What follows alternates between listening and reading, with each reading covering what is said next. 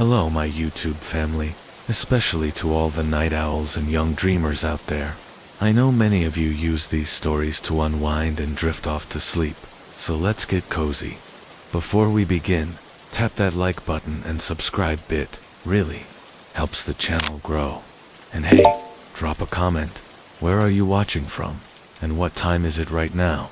Now, take a deep breath, get comfortable, and let's begin. Case 1. The Ghost of Phnom Penh, the heart of Phnom Penh. Beneath the shiny facade of Cambodia's rapid development, beneath the sleek towers, the growing economy, and the hum of modern life, another world existed. A world hidden in plain sight. A world built on desperation, deception, and human suffering.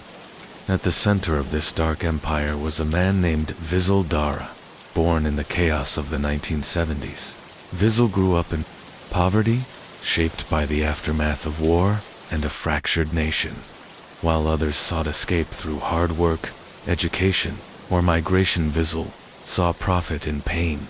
By the early 2000s, he had become a prominent businessman, or so it seemed. On paper, he owned textile factories and shipping companies.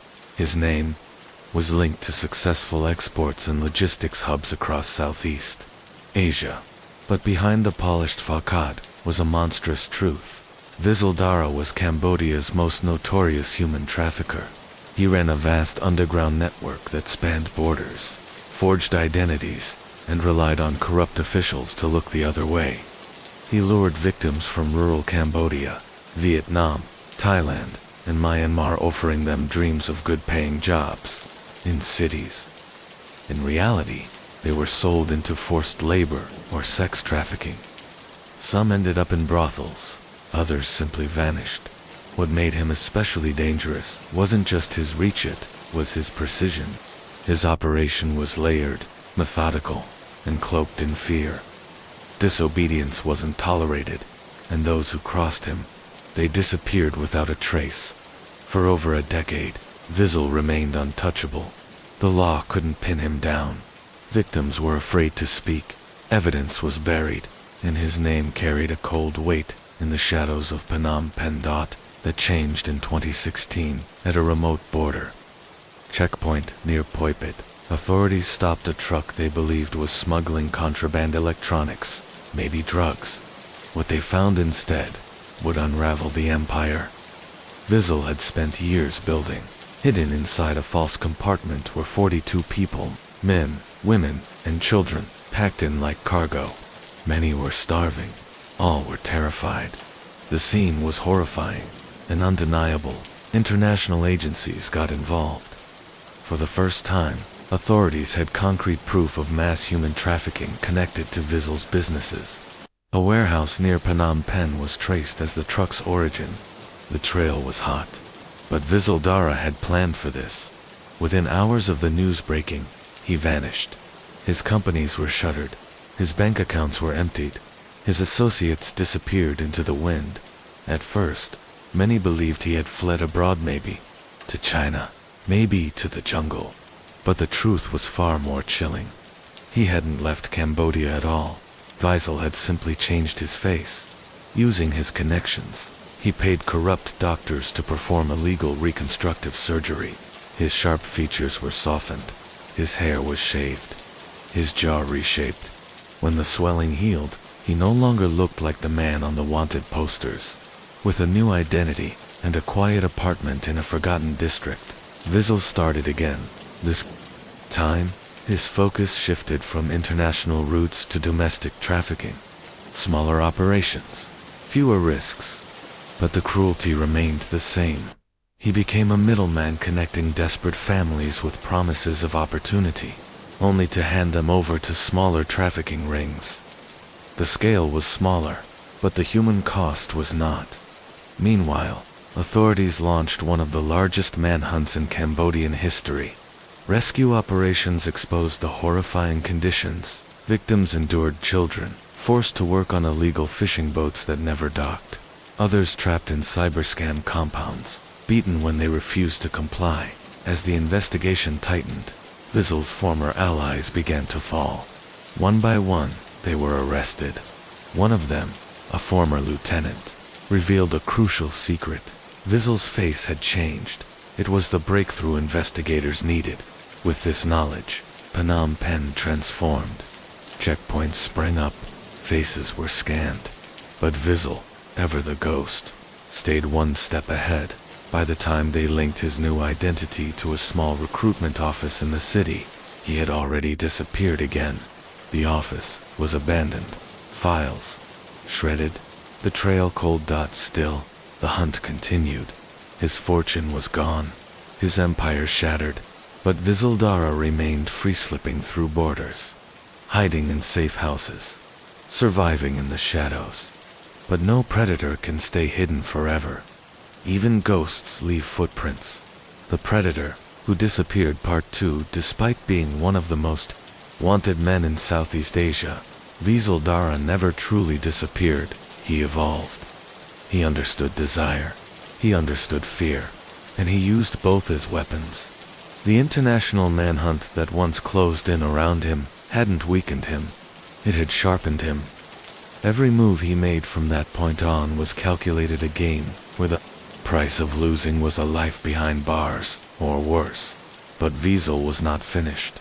Though his vast trafficking empire had collapsed, he didn't abandon the trade, he simply transformed it. He scaled down, adapted, and became harder to detect.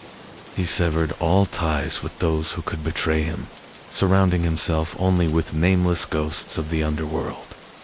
These weren't high-profile players, they were faceless, low-level smugglers operating in fragmented, secretive cells. The once sprawling syndicate was now a ghost network, decentralized and nearly impossible to trace. His new role, not a kingpin, but a phantom, always watching, always pulling the strings, hidden behind layers of false identities and buried signals. But the Cambodian authorities hadn't forgotten him. They had seen the broken families. They had interviewed children ripped from their homes. They knew what was lost in. They refused to let Vizel go unpunished. Investigators worked around the clock, building a profile from scraps interviews with rescued victims. Intel from captured associates, whispers passed in coded fragments. With the help of international agencies, they tracked transactions, border activity, anything that might lead to him. But Vizildara was a master of erasure. He avoided digital footprints. He lived off untraceable cash. He drifted through places where questions weren't asked, where a small bribe could buy complete silence. He had changed his appearance again, this time more subtly. A slight weight loss, a new way of walking, altered posture, different body language. He could pass by the very agents hunting him, and they'd never know. Still, no one runs forever. It was in a remote Vietnamese border town that his luck finally cracked. A survivor once trafficked and imprisoned in a cyber fraud den a name, an alias overheard in captivity, once scrawled on a whiteboard, once whispered between guards. That survivor escaped and carried the name like a weapon. It passed through a quiet chain of voices, eventually reaching investigators. The name sparked a new lead. From that came a fresh profile and updated face, a likely hideout, a digital trail left not by Vizel himself, but by those he interacted with. Authorities moved quickly. Surveillance was set. The small border town watched like never before, and then he made a mistake. He had grown too comfortable, too confident. He was making connections again, rebuilding from the ashes, but he underestimated the reach of his enemies. One evening, he stepped into a quiet cafe to meet a contact. The atmosphere felt off. Eyes lingered too long. A shift in the air. Instinct told him to run, but it was already too late. The room erupted. Authorities swarmed. Weapons drawn. Commands shouted in multiple languages. For the first time in years, Vizildara had no escape plan. He was captured. News of his arrest sent shockwaves across the criminal underworld. Survivors finally spoke out. Families found closure. A monster had been caught. But even behind bars, Vizel said nothing.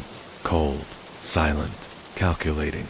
Even when shown photos of victims, he remained stone-faced. Some investigators believed he was biding his time, and they were right. A ghost behind bars. Wiesel was held in a high-security prison just outside Phnom Penh. Every movement was watched, every visitor vetted, every letter read. Authorities knew this man was not just dangerous, he was still dangerous. But Wiesel had never relied on violence alone. His strength had always been manipulation, strategy. He didn't need to break out. He just needed someone on the inside. It started small, a struggling prison guard buried in debt, another desperate to pay for a family member's medical bills. There were no bribes, only solutions. Small favors, quiet nudges, lines blurred over time. Integrity eroded like sand in the tide. Outside the prison, global agencies pushed hard for extradition. Too many countries wanted justice. They knew time was running out, and then it happened. A 6-minute power outage. The entire facility plunged into darkness. Backup systems failed. A fluke, they said at first, but it wasn't. When the lights returned, Wiesel was gone. The fallout was immediate. Borders shut, airports locked down, roadblocks sprang up across Cambodia. Investigations launched within the prison itself. 2 guards had vanished. So had their families. Authorities uncovered a network of offshore transactions, payments traced to shell companies. But money alone didn't explain how Wiesel escaped so cleanly, so completely. Someone had planned this, someone powerful, someone watching. A survivor's warning. Weeks passed. Then, a new clue emerged, not from law enforcement, but from a survivor. She had been trafficked years ago by Wiesel's network. After escaping, she had spent her life studying the system that had once enslaved her, mapping the names, tracking the trails, finding patterns others had missed. And now she saw something. A familiar name buried in financial records, linked to a forgotten associate. A man long presumed dead, but he wasn't dead. He had simply been waiting. With Wiesel free again, the trade would continue, quietly, from the shadows. And so, the cycle turns again. A man once believed to be untouchable was captured, then vanished. Justice almost had him until the darkness swallowed him once more. Wiesel is a ghost in the system. His arrest brought hope. His escape reignited fear. Because in the shadows of Southeast Asia's underworld, the game is never over. The Jungle Phantom Part 3. By now Wiesel wasn't just a fugitive. He had become a myth. Authorities weren't chasing a man anymore. They were untangling the threads of a criminal empire that had mastered invisibility. Despite sealed borders, international surveillance, and pressure on every known trafficking route, Wiesel had vanished. There were no security camera hits, no credible sightings, no digital traces. It was as if he had walked into the shadows and disappeared, leaving behind only the ruins of the empire he once ruled. But for those who knew him well, this was no surprise. Wiesel had always worked like a ghost. No grand displays, no unnecessary risks. Every move was calculated, every retreat deliberate. Weeks passed, then months, and still nothing. Special task forces across Cambodia, Vietnam, and Thailand scrambled to dismantle the remaining fragments of his network. They raided safe houses. They traced offshore accounts. They interrogated his lieutenants. But every path ended in silence. Fear paralyzed informants, and the jungle swallowed secrets. Then, hope appeared in the form of a woman. She was thin, frail, and trembling when she stepped into the Cambodian National Police headquarters in Phnom Penh. Her voice was barely audible as she recounted what she had endured: years of captivity, forced labor, and trauma she could barely put into words. But she had seen him, Wiesel, alive and free, not in a city, not on the run, but inside a heavily guarded compound hidden deep in the Cambodian jungle.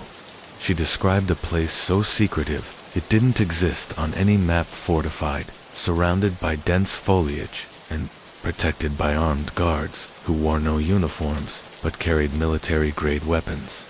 The estate shouldn't exist, but it did, and she had been there.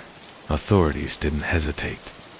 Within hours, a covert operation was assembled. No leaks, no public chatter, no chances. They approached at dawn. Helicopters flew high, their rotors masked by jungle canopy. Soldiers moved in silently. Drones scanned the perimeter, but what they found was not a battle. It was an aftermath. The compound was empty. Fires still smoldered. Bowls of uneaten food sat on tables.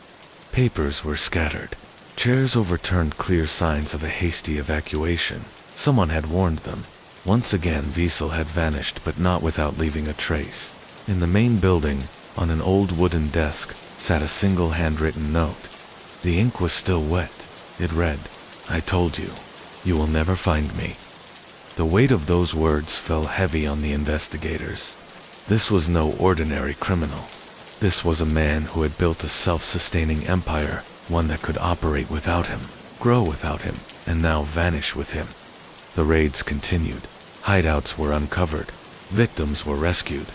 But for every door they kicked open, another was sealed shut. And then, just days later, the woman who had come forward disappeared. Her room was found empty, her belongings untouched. There was no struggle, no break-in. It was as if she had never existed, and the message was clear. Wieseldara was still in control. Segment title: The River's Secret. Years passed. Wiesel's name faded from headlines. New criminals rose. The special task force assigned to his capture was disbanded.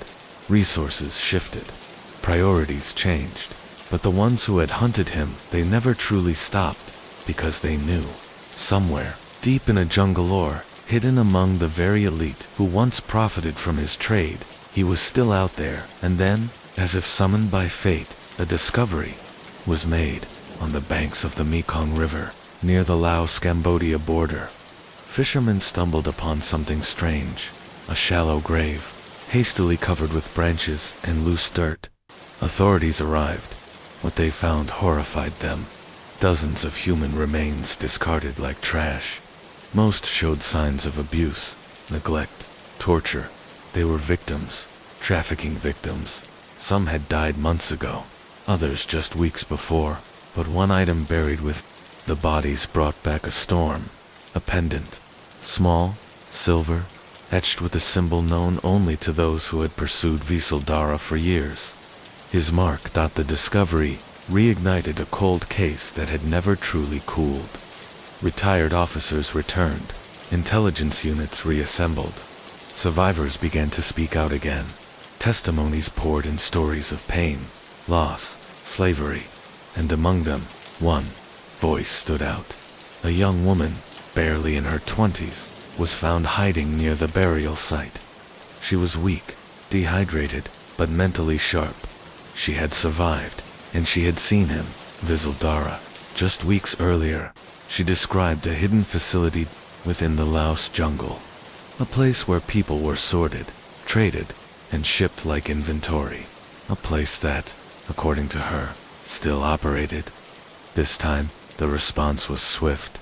There would be no warnings, no mistakes, no second chances. Segment title: The Last Fortress at Dawn. The strike team moved. Helicopters sliced through the mist. Ground teams advanced in silence. The jungle fought back, tangled and endless, but they pressed on. What they found was not just a compound. It was a full-fledged processing center, a trafficking hub. Inside were cages barely large enough to sit in, victims too weak to speak. Ledger books filled with human names and transaction amounts, like livestock, like objects. But once again Wieseldara was gone. He had vanished ahead of the storm, just like before. But this time, something was different. They had records, they had aliases, they had connections, they had proof of his ongoing involvement. The chase was no longer just about capturing a ghost. It was about tearing down the remnants of his empire, piece by piece, until there was nowhere left to run But for those who had spent years chasing him, they knew the truth. Asterisk. Until Visildara himself was in chains, the nightmare was not over. Caleb Hensley wasn't always a criminal, but the pursuit of power led him far from any path of legitimate success. By the early 2000s, he had built an empire, one not of business, innovation or industry leadership, but of human despair. Caleb wasn't your typical trafficker. He didn't rule with fists or fury. He was calculated, patient, methodical. Instead of fear, he offered opportunity at first. Through a web of front companies, cleaning services, logistics firms, even small tech startups, he masked a much darker enterprise: human trafficking. From Maryland to Florida, up to the Canadian border, his network thrived in plain sight. Immigrants seeking asylum, runaways, people trying to escape poverty, all lured by promises of a better life. Some came willingly, others were deceived. All were trapped. By 2012, his operation had reached an industrial scale. Victims were trafficked from Mexico, El Salvador, the Philippines, and Eastern Europe. Many were forced into grueling labor-cleaning luxury homes, working brutal hours, in kitchens or construction sites. Others were held in shadowy apartments, stripped of identity and autonomy. Caleb's power lay in his invisibility. He kept himself insulated, never leaving a paper trail, never appearing in the open. His empire functioned through layers of intermediaries, each one replaceable. If someone got caught, someone else stepped in. But in 2013, a crack finally formed. Cut to archival footage or dramatic reenactment. A woman named Marisol was found in a basement in Silver Spring, Maryland. She had escaped through a rusted air vent after 2 years of captivity. Malnourished, shaking, terrified, she managed to flag down a passing car. Her testimony shocked the community. She had been promised a housekeeping job. Instead, she was locked in a room, abused, and never paid. She spoke of other women, some who vanished without a trace. The story exploded. Activists demanded action. Law enforcement ramped up pressure. But Caleb, he remained untouchable. His name never surfaced in the arrests or the records.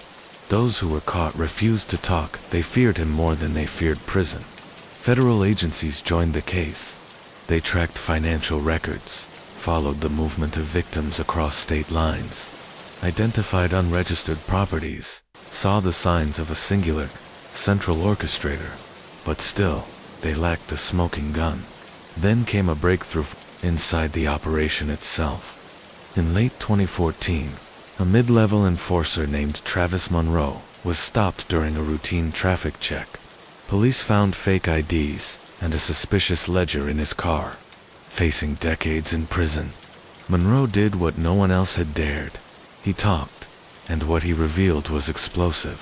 He described the entire network, how victims were recruited, moved, and hidden. He explained the use of coded messages, drop sites, cargo trucks with hidden compartments. Investigators finally had an inside look into Caleb's machinery. The manhunt intensified. Undercover agents, wiretaps, financial surveillance, every tool in the book was deployed. Then in early 2015, federal agents raided a luxury waterfront estate in Annapolis. What they found was horrifying. Behind the mansion's grandeur were reinforced walls and concealed rooms, quarters used to hold people against their will. Some of them couldn't speak. Others refused to believe they'd truly been rescued. But Caleb was gone, vanished just hours before the raid. Whether warned or simply prepared, he had once again stayed one step ahead. Months passed. The trail went cold. Then, in late 2015, an anonymous tip led agents to a remote cabin deep in the Appalachian foothills. A tactical team moved in. This time, Caleb didn't run. He was found alone, trying to burn documents in the fireplace. He surrendered without incident. His silence was telling. He knew the evidence against him was insurmountable. The trial that followed would become one of the most high-profile in Maryland's history. Cut to courtroom sketches and news clips. Survivors took the stand, voices trembling, recounting years of captivity and abuse. Financial records revealed a man who profited from human misery on an industrial scale. Still, Caleb never reacted. He sat motionless, unblinking, silent. In 2017, he was sentenced to life in prison without the possibility of parole, but for the families shattered and the victims still missing, the verdict was bittersweet. Justice had come but far too late. For many, the revelation sparked national outrage and sweeping reforms. Tougher laws, more funding, a renewed focus on human trafficking nationwide. But even with the system finally awakened, the scars endured. Caleb's empire may have crumbled, but the trauma he inflicted would never be forgotten. In the cold courtroom, as jurors listened to the final details of his crimes, the weight of what he'd done hung heavy in the air. He had built a kingdom in the shadows, and now, the world finally saw it. Monroe, a mid-level enforcer in Caleb Hensley's trafficking empire, was taken into custody on unrelated charges. It began with a routine traffic stop. Police found forged IDs, stacks of cash, and a notebook filled with cryptic codes. At first, Monroe remained silent. He understood the consequences of crossing Caleb, but when prosecutors stacked the charges and dangled a life sentence over his head, he broke. His confession was the breakthrough law enforcement had been waiting for. Monroe revealed the inner workings of Caleb's operation, the drop sites, the coded communications, the hidden warehouses. He named names, mapped routes, and most critically, he placed Caleb Hensley at the very center of it all. Armed with this intelligence, authorities launched a full-scale offensive. Surveillance operations ramped up, wiretaps were deployed. Financial investigators followed the money trail straight to Caleb's accounts. In early 2015, a coordinated raid was launched on Caleb's sprawling estate in Annapolis. What they found was staggering. Luxury cars filled the driveway. Rare imported artwork hung on the walls. A multi-million-dollar wine cellar was hidden beneath polished floorboards. But underneath the opulence lay something far more sinister: secret living quarters. Small and windowless, outfitted with reinforced locks and cameras aimed at every door. These were not guest rooms. These were cages. The property bore the unmistakable signs of captivity of a system built to break human beings.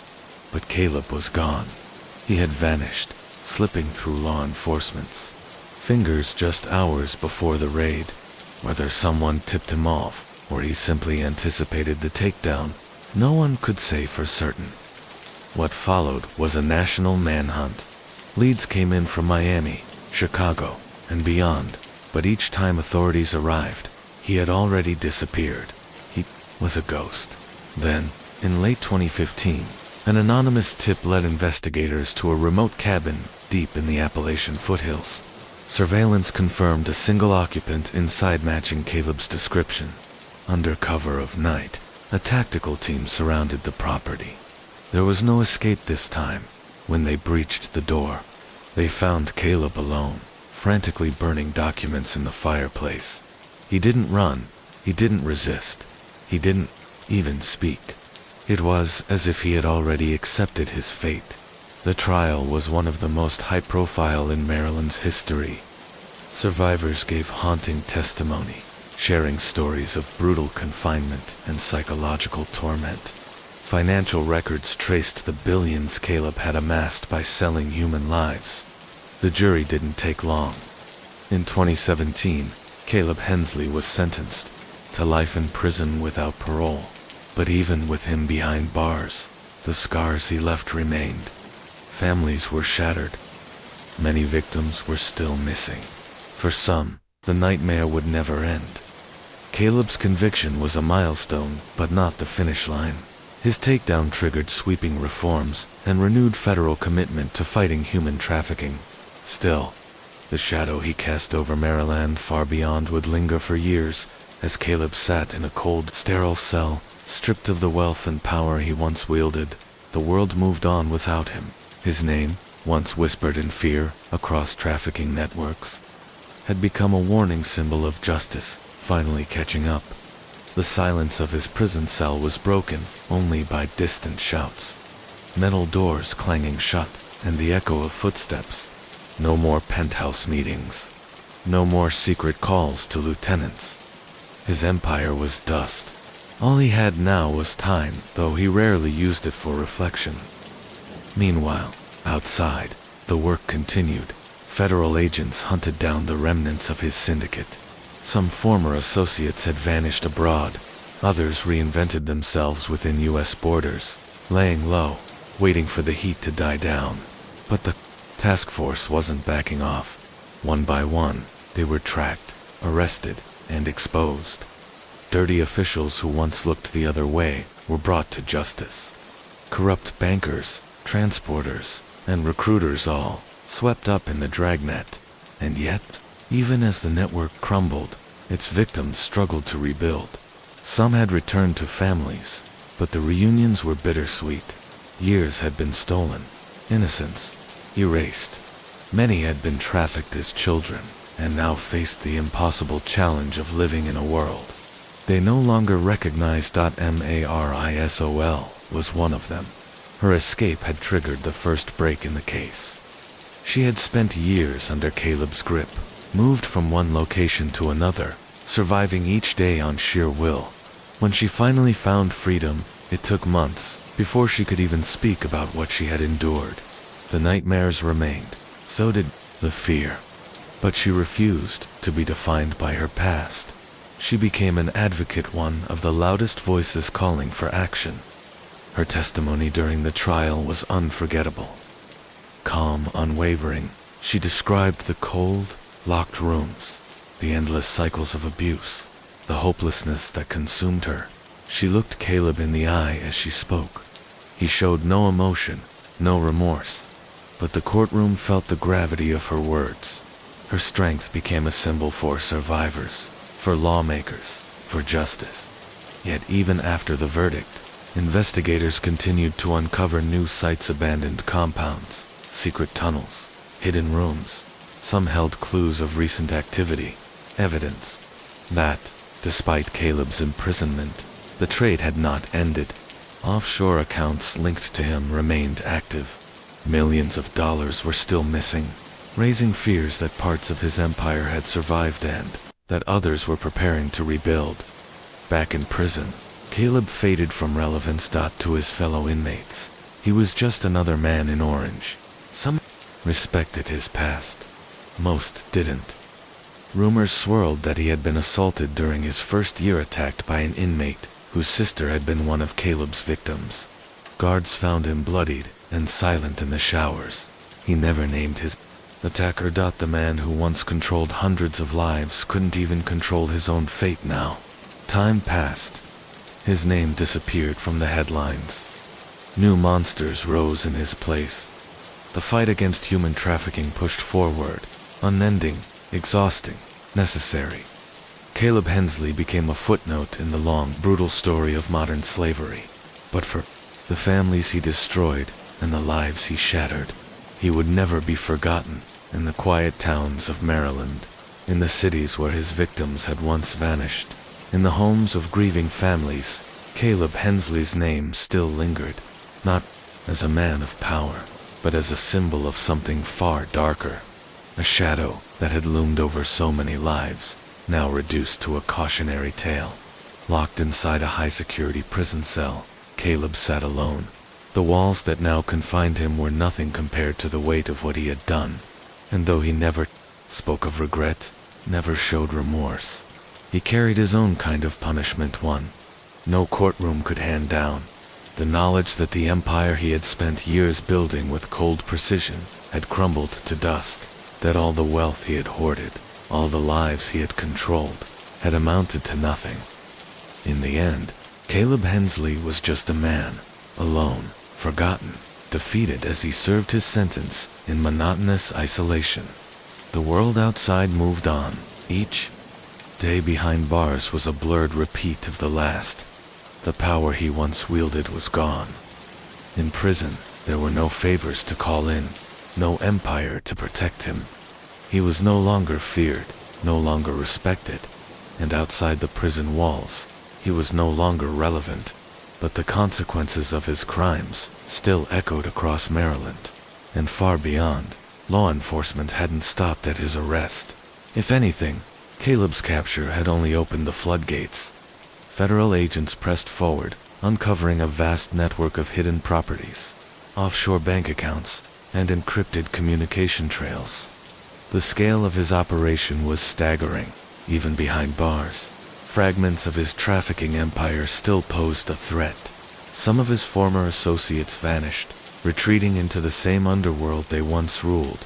Others were arrested while attempting to flee the country, or while hiding behind new identities and forged documents. Dismantling every piece of Caleb's criminal enterprise would take years, and the justice system was determined to see it through. But while agents fought to erase the remnants of Caleb's network, another battle was being waged, won by the survivors. For those who had been enslaved and exploited, freedom was just the beginning. Many had been taken as teenagers, ripped from their homes, forced into a living nightmare. Now, as adults, they were left to navigate a world that felt foreign. One of them was Marisol. Her escape had triggered the first major breakthrough in Caleb's case. After years of captivity, smuggled from one hidden compound to the next, Marisol had managed to break free, and she refused to let her story end in silence. She became one of the loudest voices in the fight against human trafficking, an advocate, a survivor, and a force for change. Her testimony during Caleb's trial was unforgettable. She had stood in court, facing the man who had once controlled every detail of her life. Her voice was steady. Her words were clear.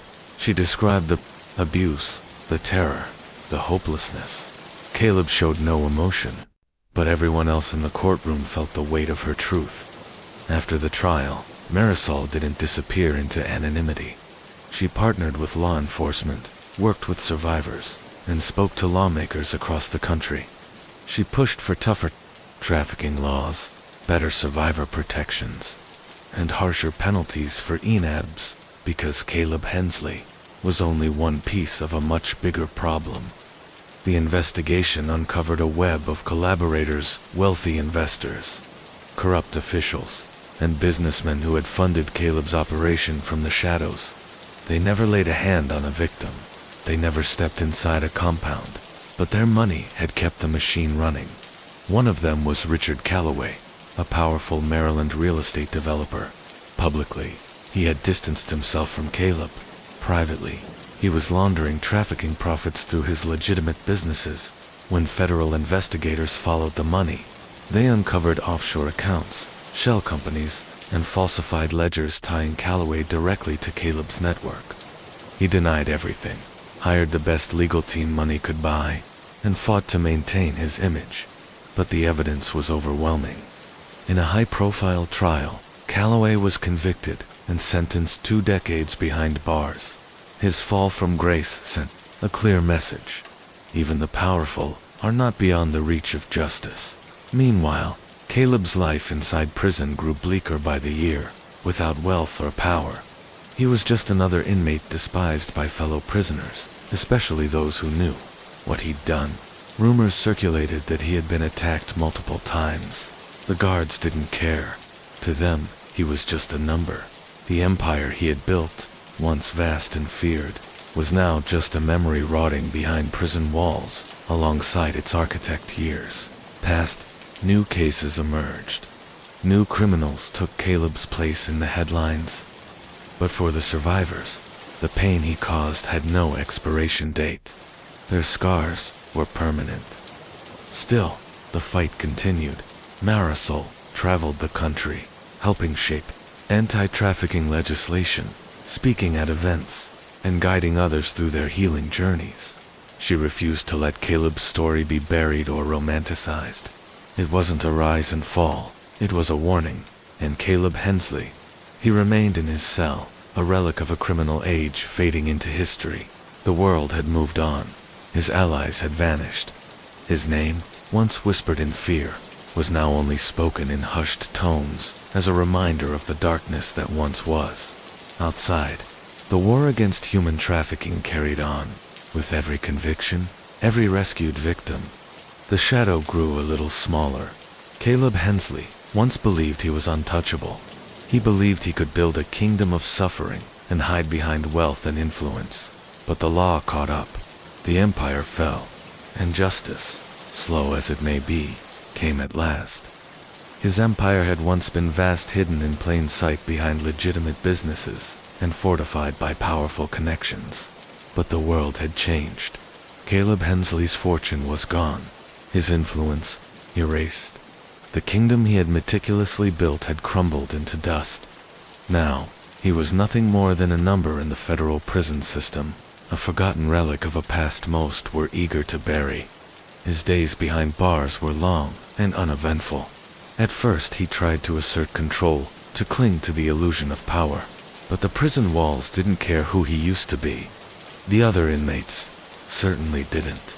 To them, Caleb wasn't a kingpin or a mastermind, just another convict who thought he was untouchable. They didn't fear him. They didn't respect him. In fact, they despised what he was, a trafficker. And in prison, there was no lower form of life than that. The guards offered no sympathy either. They'd seen men like him before, predators who had spent their lives exploiting others only to find themselves powerless when the system finally caught up. They didn't give him special treatment. If anything, they were harder on him, making sure he understood just how little his former status meant here. Caleb tried to resist. He reached out to the few contacts he still had, those who hadn't yet been arrested or gone into hiding. But one by one, they vanished. No one wanted to be tied to a sinking ship. When he had wealth and power, they answered his calls. But now, he had nothing, and so, they left him behind. Outside the prison walls, the fight against human trafficking continued. Investigators worked tirelessly to dismantle what Caleb had built. They uncovered hidden financial trails, secret transportation routes, and the names of corrupt officials who had once looked the other way. With each arrest, another piece of his empire fell. And then there was Marisol, the woman whose escape had led to Caleb's downfall. She had become a powerful force in the fight against trafficking. She took the trauma of her past and turned it into fuel, speaking out, lobbying for change, and pushing for harsher penalties for those who profited from human misery. Caleb had tried to silence her, but she refused to let his crimes be forgotten. She knew others like him were still out there, men operating in the shadows, believing they were beyond justice. And she made it her mission to prove them wrong. Years passed, the world moved on. Caleb's name disappeared from the headlines, replaced by new scandals and fresh tragedies. But for those he hurt, the scars never faded. Some rebuilt their lives, finding purpose in activism or simply in survival. Others struggled, haunted by memories they couldn't escape. As for Caleb, prison aged him rapidly. His arrogance, his pride, the belief that he was different, all of it faded. The stress, the confinement, the absence of proper medical care, slowly it broke him. The man who once ruled from the shadows was now frail and forgotten, his body giving out under the weight of the years. And then, one day, it ended. Caleb Hensley was found dead in his cell, cold, lifeless. The official cause, natural causes. But rumors swirled. Some whispered it was murder, revenge finally catching up. Others believed he simply gave up, that the weight of everything he had done finally became too much. But in the end, it didn't matter. Caleb Hensley was gone. There were no vigils, no tears, no legacy to protect. The world didn't pause to remember him. He had built a life on the backs of the broken, and in the end, he died alone. A footnote in the long, grim history of crime and consequence. But the fight didn't end with his death. Marisol pressed on. So did others. They knew this wasn't about one man. Human trafficking was a machine, one that adapted and evolved. For every Caleb that fell, another would rise, and one had Victor Langley. Langley had been part of Caleb's organization, just a shadow in the background, observing, learning. But unlike Caleb, Langley had no delusions of invincibility. He understood that real power came not from brute force, but from invisibility. When Caleb's empire began to crumble, Langley was already disappearing, burning bridges, erasing traces, laying the foundation for a new kind of operation, one rooted not in physical threats, but in digital manipulation. He embraced technology, exploiting the anonymity of the internet. His trafficking networks didn't rely on shady warehouses or back-alley deals. They were hidden behind job ads, social media profiles, and false promises of a better life. Victims were trapped before they even realized what was happening. By the time they understood, they were already ensnared in a system with no exits. Marisol saw it happening. She never stopped watching, never stopped fighting. Even years after Caleb's death, she remained one of the loudest voices in the war against trafficking. She knew the tactics had changed. The battle was no longer just on. The streets it had moved into servers, onto screens, into the minds of the vulnerable. Langley knew her name. He had studied her the same way he studied every threat, and she was the greatest of them all. She wasn't shackled by bureaucracy. She wasn't slowed down by red tape. She was fearless, and that made her dangerous. Langley remained in the shadows, constantly moving, always adapting. But the walls were closing in. Marisol's advocacy had disrupted his networks, exposed his blind spots, and forced him to abandon key routes. She was a problem he couldn't ignore. He had two choices: disappear or silence her. But Marisol wasn't afraid. She had lived in the dark too long to fear it now. She had lost too much, seen too many lives destroyed, to turn away. She knew the risks. She knew she was a target. But she also knew something else: she wasn't alone. Survivors had become warriors. Law enforcement had grown smarter. The system was slow, flawed, but it was learning. And so, the battle continued. Caleb Hensley's story had ended, but the war he helped ignite was far from over. Adaptable technology once used by traffickers to manipulate, track, and exploit their victims was now being turned against them. Surveillance tools, encrypted data, and digital breadcrumbs were no longer just weapons of control. They had become instruments of justice.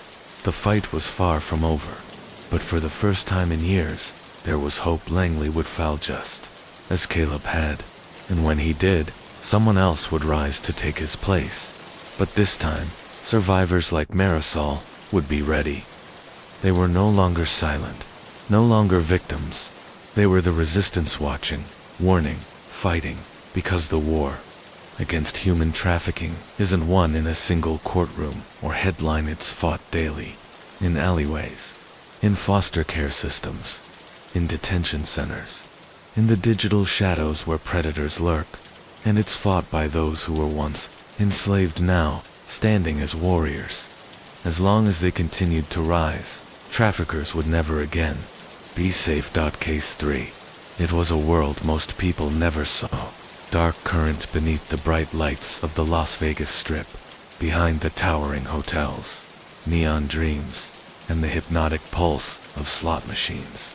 Something far older and far crueler thrived. A trade of flesh, where human beings were treated not as lives, but as commodities. And at the helm of one of the largest human smuggling rings in Nevada's history stood one man, Vince Calderon. Calderon wasn't born into crime. He was forged by it, raised in the underbelly of Las Vegas, where survival meant power, and power meant profit. From the moment he could hustle, he learned that drugs and guns were messy, risky, and over-policed. But people were different. People were profitable. He began, small, pushing fake visas, and under that about jobs. But Calderon had vision. He wasn't interested in quick cash. He wanted an empire, and he built one brick by bloody brick by the mid-2000s. Calderon's operation stretched from Las Vegas to the border towns of Mexico, into Central America, and even Southeast Asia. He trafficked in false promises of work, opportunity, and safety. His victims were day laborers, undocumented migrants, and young women promised hotel jobs, who instead found themselves in brothels and underground escort rings. He was a master of infrastructure, using shell companies, encrypted communications, offshore accounts, and bribed officials. Calderon insulated himself from every crime he orchestrated. When traditional smuggling routes became too risky, he adapted, utilizing hidden compartments in shipping containers, chartered private planes, and even underground tunnels. And behind it all, he never flinched. Calderon never saw the faces, never heard the screams. To him, they were statistics cargo, line items on a spreadsheet. He was a ghost in the system, untouchable, invisible, until the cracks began to form, and they came not from law enforcement, but from within. Daniel Reyes had been one of Calderon's most trusted lieutenants. He'd been there from the beginning, moving cash, securing contacts, enforcing silence. But years of complicity had taken their toll. Reyes had seen too much. The guilt was no longer something he could drink away or bury under money. The breaking point came during a transport of women from the Philippines. Young women promised work, only to be forced into a life of exploitation upon arrival. Reyes snapped. He couldn't save them all, but maybe he could start. He quietly reached out to a contact, an undercover FBI agent, who had been trying to infiltrate the Calderon ring for years. It was a dangerous game. One mistake, and Reyes would vanish like so many others. Had they come too late? Had Alvarado sold them off to another buyer? The thought was sickening. The search for the missing 20 became the team's top priority. Analysts combed through seized data, hoping for a lead. Those arrested during the raid were interrogated, but fear kept them silent. Then came a name, Santiago Mendez, a logistics man, not high-ranking, not flashy, but crucial. He had moved shipments, coordinated routes, arranged safe houses. If anyone knew where the 20 had been sent, it was him. But Mendez had vanished. Unlike Alvarado, he didn't thrive in chaos. He thrived in silence. Multiple aliases, burner phones, a ghost. But the FBI had leverage, money. An undercover agent posed as a wealthy buyer looking for merchandise. It didn't take long. Mendez took the bait. The meet was arranged at a rundown motel on the outskirts of Phoenix, Arizona, one of those places where people went to disappear. Agents were stationed in surrounding rooms, weapons drawn, watching. Inside, the agent and Mendez talked. It was supposed to be a simple negotiation, but Mendez, jittery and paranoid, caught a flicker of something, an off glance, a moment of hesitation. His hand went for the gun at his waist, but before he could draw, agents crashed in. Seconds later, he was cuffed on the ground. Back at the field office, he sat sweating in the interrogation room, trapped. He knew what happened to people who crossed the FBI, and what happened to those who betrayed the cartels. DT leaned forward. "You're going to prison," he said. "That's a given. But whether you spend your life there or get out someday, up to you." Mendez cracked. No loyalty to Alvarado. No allegiance to anyone. Just a man trying to survive. "There's a ranch," he said, "south of the border. That's where they took them." It was the break they needed. Within 72 hours, a joint task force with Mexican authorities mobilized. The ranch wasn't just any property, it was a cartel and fortress, long rumored to be a trafficking hub. The strike team moved in under the cover of night. Vehicles rolled through dirt roads. Agents surrounded the compound silently, but they were met with resistance. Gunfire erupted. Chaos reigned. DT moved through it, clearing rooms, heart pounding. And then they found them, 20 souls, locked in a basement beneath the main house. Terrified, emaciated, eyes wide with fear. They were just days away from disappearing. forever. That moment their rescue reminded DT why they fought, why they endured. As the convoy pulled away, dawn broke across the horizon in gold and crimson. It wasn't the end, not even close, but for that morning they had won. Back at the office, the scale of what they had uncovered began to take shape. The ranch wasn't just a waypoint, it was a market, a place where humans were traded like livestock. Investigators sifted through files, devices, notes, every detail painting a grim picture of a vast operation. Alvarado had run Nevada, but his network reached far beyond borders. He had built an empire on exploitation using corruption, fear, and desperation to keep it thriving, and even behind bars, there were others waiting to take his place. Always, DT felt no peace. The rescued 20 haunted him, their bruises, their silence, their hollow eyes. These were the lucky ones, the ones found in time. But how many more were still out there? Leads from the seized materials led to follow-up raids, warehouses in Texas, safe houses in California, even shipping containers in Florida. More victims, more proof. The network was vast, calculated, and merciless. But one question remained. The red circle. The symbol appeared only beside the names of the 20, and as analysts dug deeper, a chilling pattern emerged. They were mostly young, women, children, marked, not for labor or exploitation, but for something far worse. Not trafficking, not slavery, experimentation. A dark truth began to unfold. These victims weren't just vanishing, they were being sold into the underground world of illegal human testing. A black market industry of rogue clinics, corrupt doctors, and shadow investors willing to pay fortunes for untraceable subjects. Some were taken for organ harvesting, others used in medical trials too dangerous for legitimate labs. All part of a secretive, depraved ecosystem. Alvarado was a monster, but what he fed was something larger, something colder. An industry with no face, just a hunger for human lives. For DT, this wasn't just another case. It was a descent into a darkness even he hadn't imagined. And he knew this war was only beginning.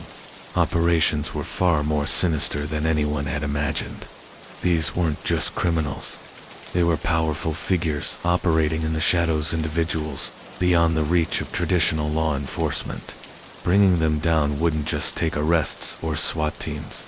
It would require dismantling an entire hidden economy. The next step was to find out where the Red Circle victims had been taken. Mendez, now in protective custody, had shared valuable intel. But he was a middleman. He handled logistics and transport. The identities of the buyers remained a mystery, locked behind layers of secrecy. The only remaining lead was Alvarado's encrypted laptop, seized during the Nevada raid. It proved a challenge. The device was protected by multiple layers of cyber defenses, self-destruct triggers, and surveillance fail-safes, clear signs that Alvarado's clients were no ordinary criminals. But after relentless work by the digital forensics team, the screen finally lit up with thousands of files, transaction histories, encrypted messages, names, and locations. Buried deep in the data was a single address, a remote medical facility in Mexico, officially registered as a secluded research center. On paper, it was a clinic conducting experimental trials for rare diseases. But the financial trail told a darker story. Millions in anonymous funding directly linked to Alvarado's network.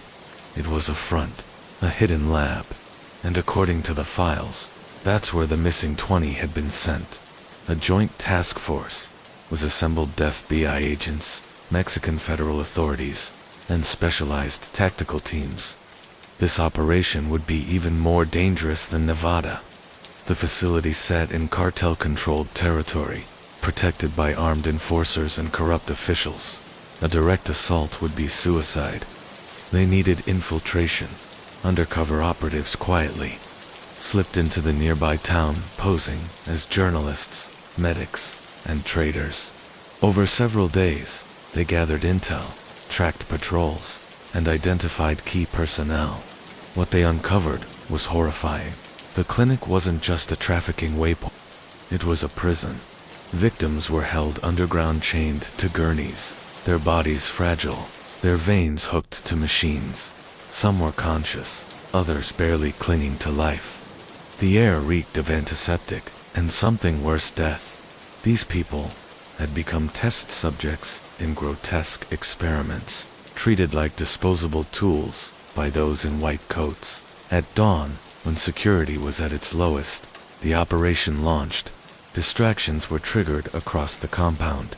Tactical teams breached the perimeter before guards could raise the alarm. Chaos erupted. Gunfire tore through sterile corridors. Cartel soldiers and even armed medical staff fought back, revealing the full depth of the facility's complicity. Special Agent Mark DeWitt led the charge into the underground chambers. His heart pounded as he moved through the dim corridors. Then, at the end of one hallway, he found them, the missing 20. The sight stole the breath from his lungs. Strapped to 2 tables, eyes wide with fear, some barely alive, others unconscious, machines tracking vitals, 4 lines pumping unknown substances into their veins. DeWitt moved quickly, unstrapping restraints, calling for medics, whispering reassurances. But even as the operation wrapped up, a heavy truth settled on DeWitt's shoulders. The real masterminds were still out there. The doctors, the financiers, the buyers. They remained untouched. And then, on a blood-stained table, DeWitt saw them, folders, files detailing the experiments. On the cover of each page, one symbol repeated, the red circle. This wasn't the end. It wasn't even close.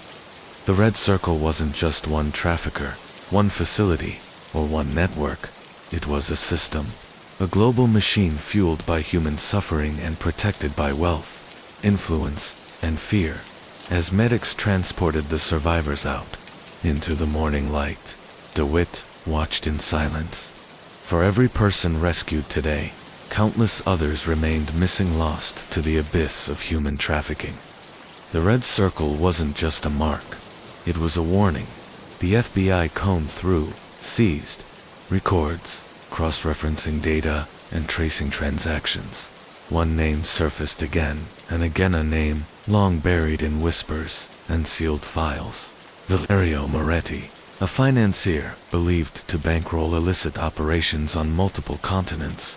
Unlike Alvarado, who ruled through brute force, Moretti was a phantom. No addresses, no digital fingerprints. He moved through offshore accounts and shell corporations, untouchable by conventional means. But the deeper they dug, the darker it got. Moretti wasn't just funding trafficking. He was investing in it, linking his money to research labs in Eastern Europe, pharmaceutical firms in Switzerland, and private security companies accused of war crimes. His victims weren't just sold, they were used in experiments that pushed the boundaries of ethics and science. Genetic manipulation, neurological rewiring, biochemical testing. Some were even sent to rogue military labs. This was no longer a criminal case. It was a war with Alvarado. Behind bars and the Mexican clinic dismantled, the focus shifted to Moretti. But chasing him was like hunting a ghost. He left no trace. He never met clients face to face. His name appeared only in ciphers, anonymous ledgers, or whispered in criminal circles, where even the fearless feared him. Then, a lead surfaced. A series of encrypted transactions between Moretti's front companies and a luxury estate outside Buenos Aires, Argentina. The estate belonged to Leonardo Cavalli, a billionaire, art collector and philanthropist with high-level political ties in Europe and South America. Officially, Cavalli had no criminal record, but intelligence agencies had long suspected he was laundering money for black market programs. If Moretti had a safe place, this was it. The FBI partnered with Interpol and Argentine federal police, launching a covert surveillance op. The estate was a fortress, high walls, elite ex-military guards, infrared sensors. But satellite imaging revealed something more disturbing. Beneath the estate, there were tunnels. Kali's estate wasn't just a luxurious mansion, it was built atop a sprawling underground complex, accessible only through reinforced tunnels. This was Moretti's sanctuary. If he was still controlling the Red Circle, this is where they'd find him. DeWitt knew a full-scale raid would be suicide. The estate wasn't just protected by armed personnel, it was likely fortified with counter-surveillance systems, escape routes, and enough legal red tape to make any direct assault a political nightmare. They needed another way in, one that wouldn't trip alarms. Then came the break.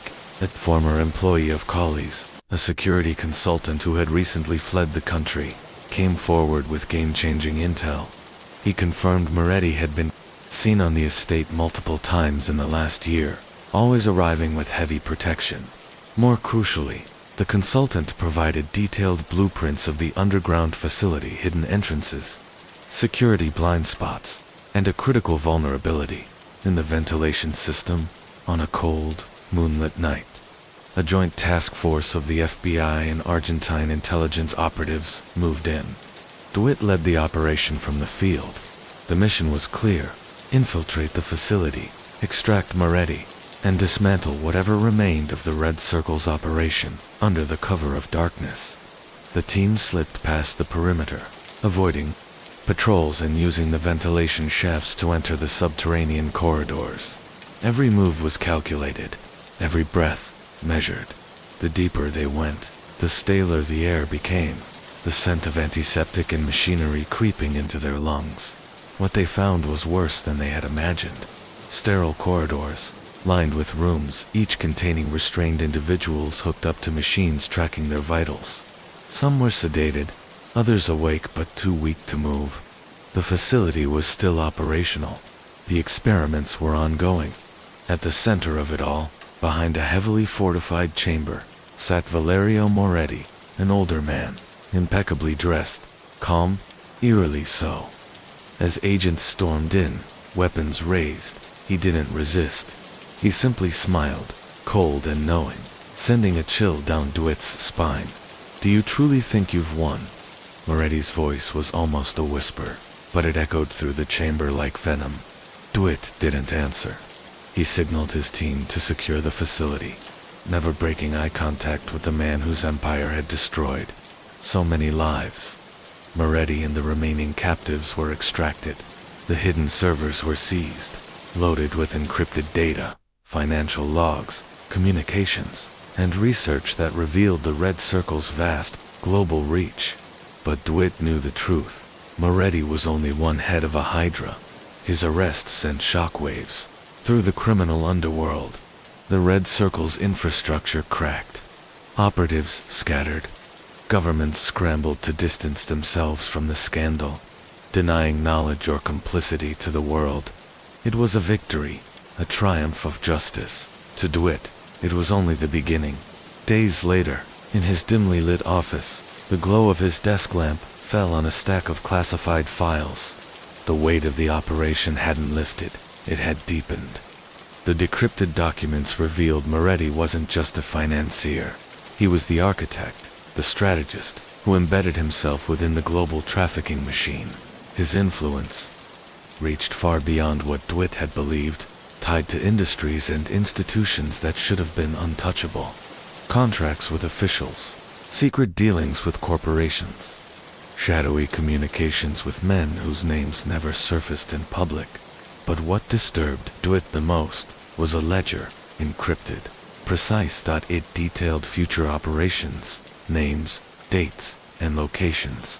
Proof that, even with Moretti in custody, the machine kept turning. Someone else had stepped in. One transfer stood out, scheduled to occur in Nevada within 72 hours, a private airstrip in rural Nevada, owned by a logistics company with a spotless public image. But peel back the shell companies and bank records, and it became clear this place had been laundering money and moving people for years. DeWitt acted fast. He assembled a joint task force, Homeland Security, Nevada State Police, embedded undercover agents. They had a narrow window before the shipment vanished forever. The target, a remote warehouse near the airstrip, miles from civilization. Satellite footage confirmed heavy security, armed guards, surveillance drones, unmarked trucks. This wasn't just a shipment, it was a hub, a central artery in the Red Circle's operation, where victims were held before being scattered across the world. The risk was immense. Night fell. The desert wind carried a ghostly chill as a convoy of black SUVs rolled to a stop half a mile from the target. Dressed in tactical gear, faces masked under night vision helmets, the team moved with silent precision. The first unit breached from the east, slicing through the perimeter fence and neutralizing guards with suppressed weapons. No alarms, no noise, just efficiency. DeWitt's team slipped through the loading dock, navigating a maze of concrete corridors inside. The air reeked of oil, sweat, and something worse, fear. Shipping containers lined the walls, sealed tight, dented, scratched, claw marks. Some were already being loaded onto trucks. DeWitt didn't need confirmation. He knew what was inside. One by one, his team broke open the containers. Inside, dozens of captives malnourished, terrified, huddled. In darkness, some had been there for days, others, weeks. Their throats were raw from screams that had gone unanswered. Children stared back at the agent's eyes, wide with a blend of fear and fragile hope. Then, chaos. A gunshot cracked from the catwalk above. Then a volley of automatic fire. The remaining guards had been alerted. Bullets ripped through the warehouse, ricocheting off steel beams and splintering crates. DeWitt dove behind cover, barking orders as the firefight erupted. They hadn't come this far to fail. Returning fire, DeWitt led his team forward, each movement precise, each corner cleared with brutal efficiency. The guards inside the warehouse weren't just thugs. They were trained, professionals, tactical, coordinated, lethal, former military or high-end mercenaries hired for one purpose, to ensure no one made it out alive. But they hadn't counted on DeWitt's resolve. One by one, the guards dropped. Those who tried to escape were intercepted at every exit. Within minutes, the warehouse was under DeWitt control. The last of the captives had been freed, and yet something felt wrong as DeWitt moved through the aftermath. Eyes scanning the carnage, he felt it in his gut. This wasn't just another trafficking hub. There was more. And then he saw it. A door, barely visible, tucked behind a stack of old wooden crates. No insignia, no warnings, just a single number engraved in the steel, 0715. That number told DeWitt everything he needed to know. With a nod, his team breached it. The room inside was nothing like the rest of the warehouse. No cages, no signs of violence. Instead, it resembled a high-level command center, sleek, modern, lined with state-of-the-art surveillance gear and humming servers. And standing at the center, eerily calm, was a man DeWitt had never seen before. He wasn't old like Moretti. He wasn't frail or desperate. He was young, sharply dressed, resting his hands on a mahogany desk like he'd been waiting. Special Agent DeWitt, the man said coolly, right on time. DeWitt raised his weapon. Who the hell are you? The man smiled faintly. My name doesn't matter. What matters is you have no idea how deep this goes. In an instant, the pieces clicked. If Moretti was the face, this man was the architect, the one who kept the machinery running. Which meant Moretti's arrest hadn't dismantled the Red Circle. It had activated something. DeWitt's grip tightened. He'd spent years hunting men like this. Men who built kingdoms of misery and never lifted a weapon themselves.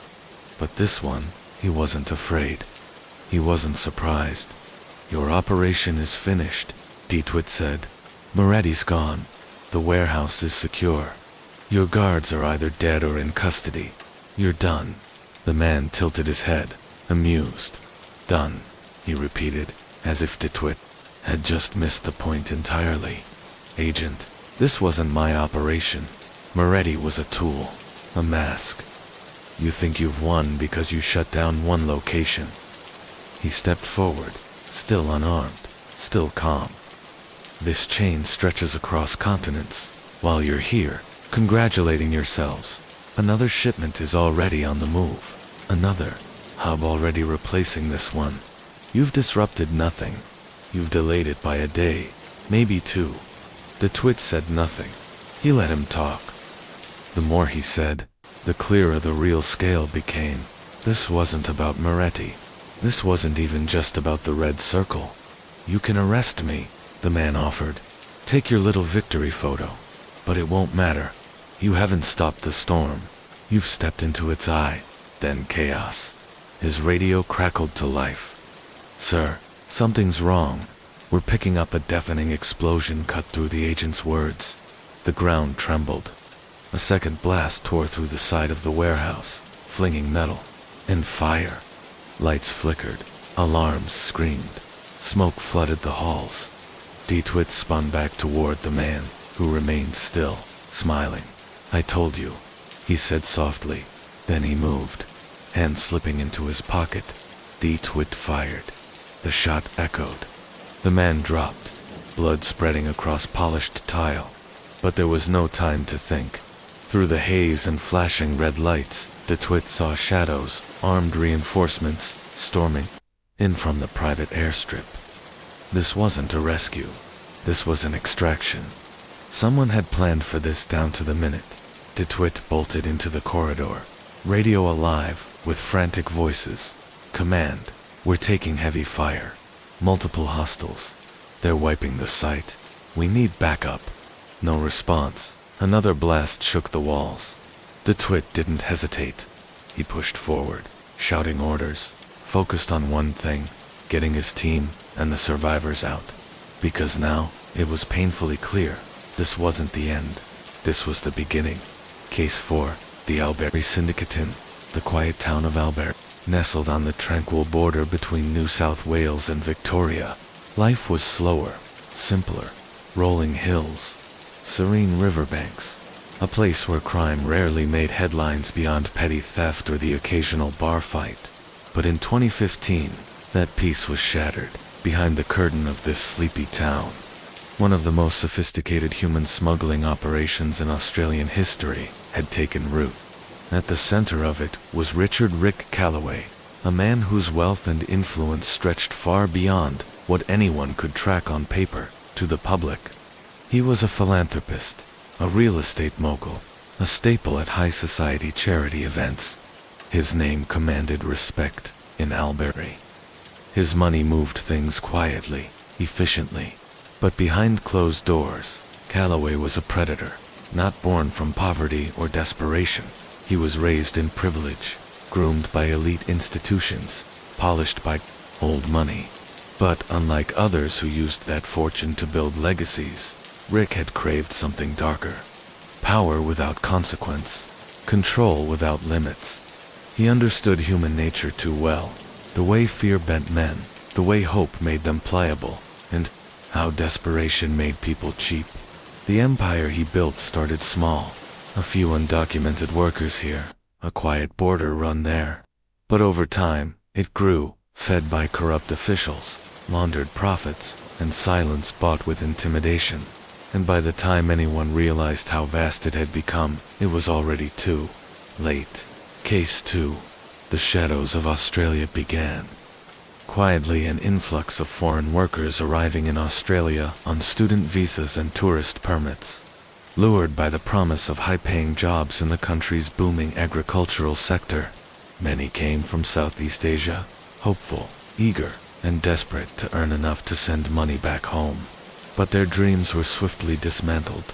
Once inside the country, their documents were confiscated. They were forced into grueling labor on remote farms, isolated from the outside world. For them, life became a transaction. They were no longer people, just cheap labor to be used and discarded. At the heart of this vast exploitation was a man named Richard Calloway. But he wasn't satisfied with merely profiting off forced labor. By the time authorities started piecing the truth together, his operation had grown into something far darker. Calloway had created a criminal empire, one so deeply embedded within legitimate industries that it felt impossible to dismantle. He used a maze of shell companies, freight businesses, and corrupted officials to construct a pipeline that smuggled people not only into Australia, but across it. Victims were shifted from location to location, always hidden, always controlled. Authorities first noticed irregularities in 2014 on regional farms. Undocumented workers were vanishing. Some were reported missing by locals.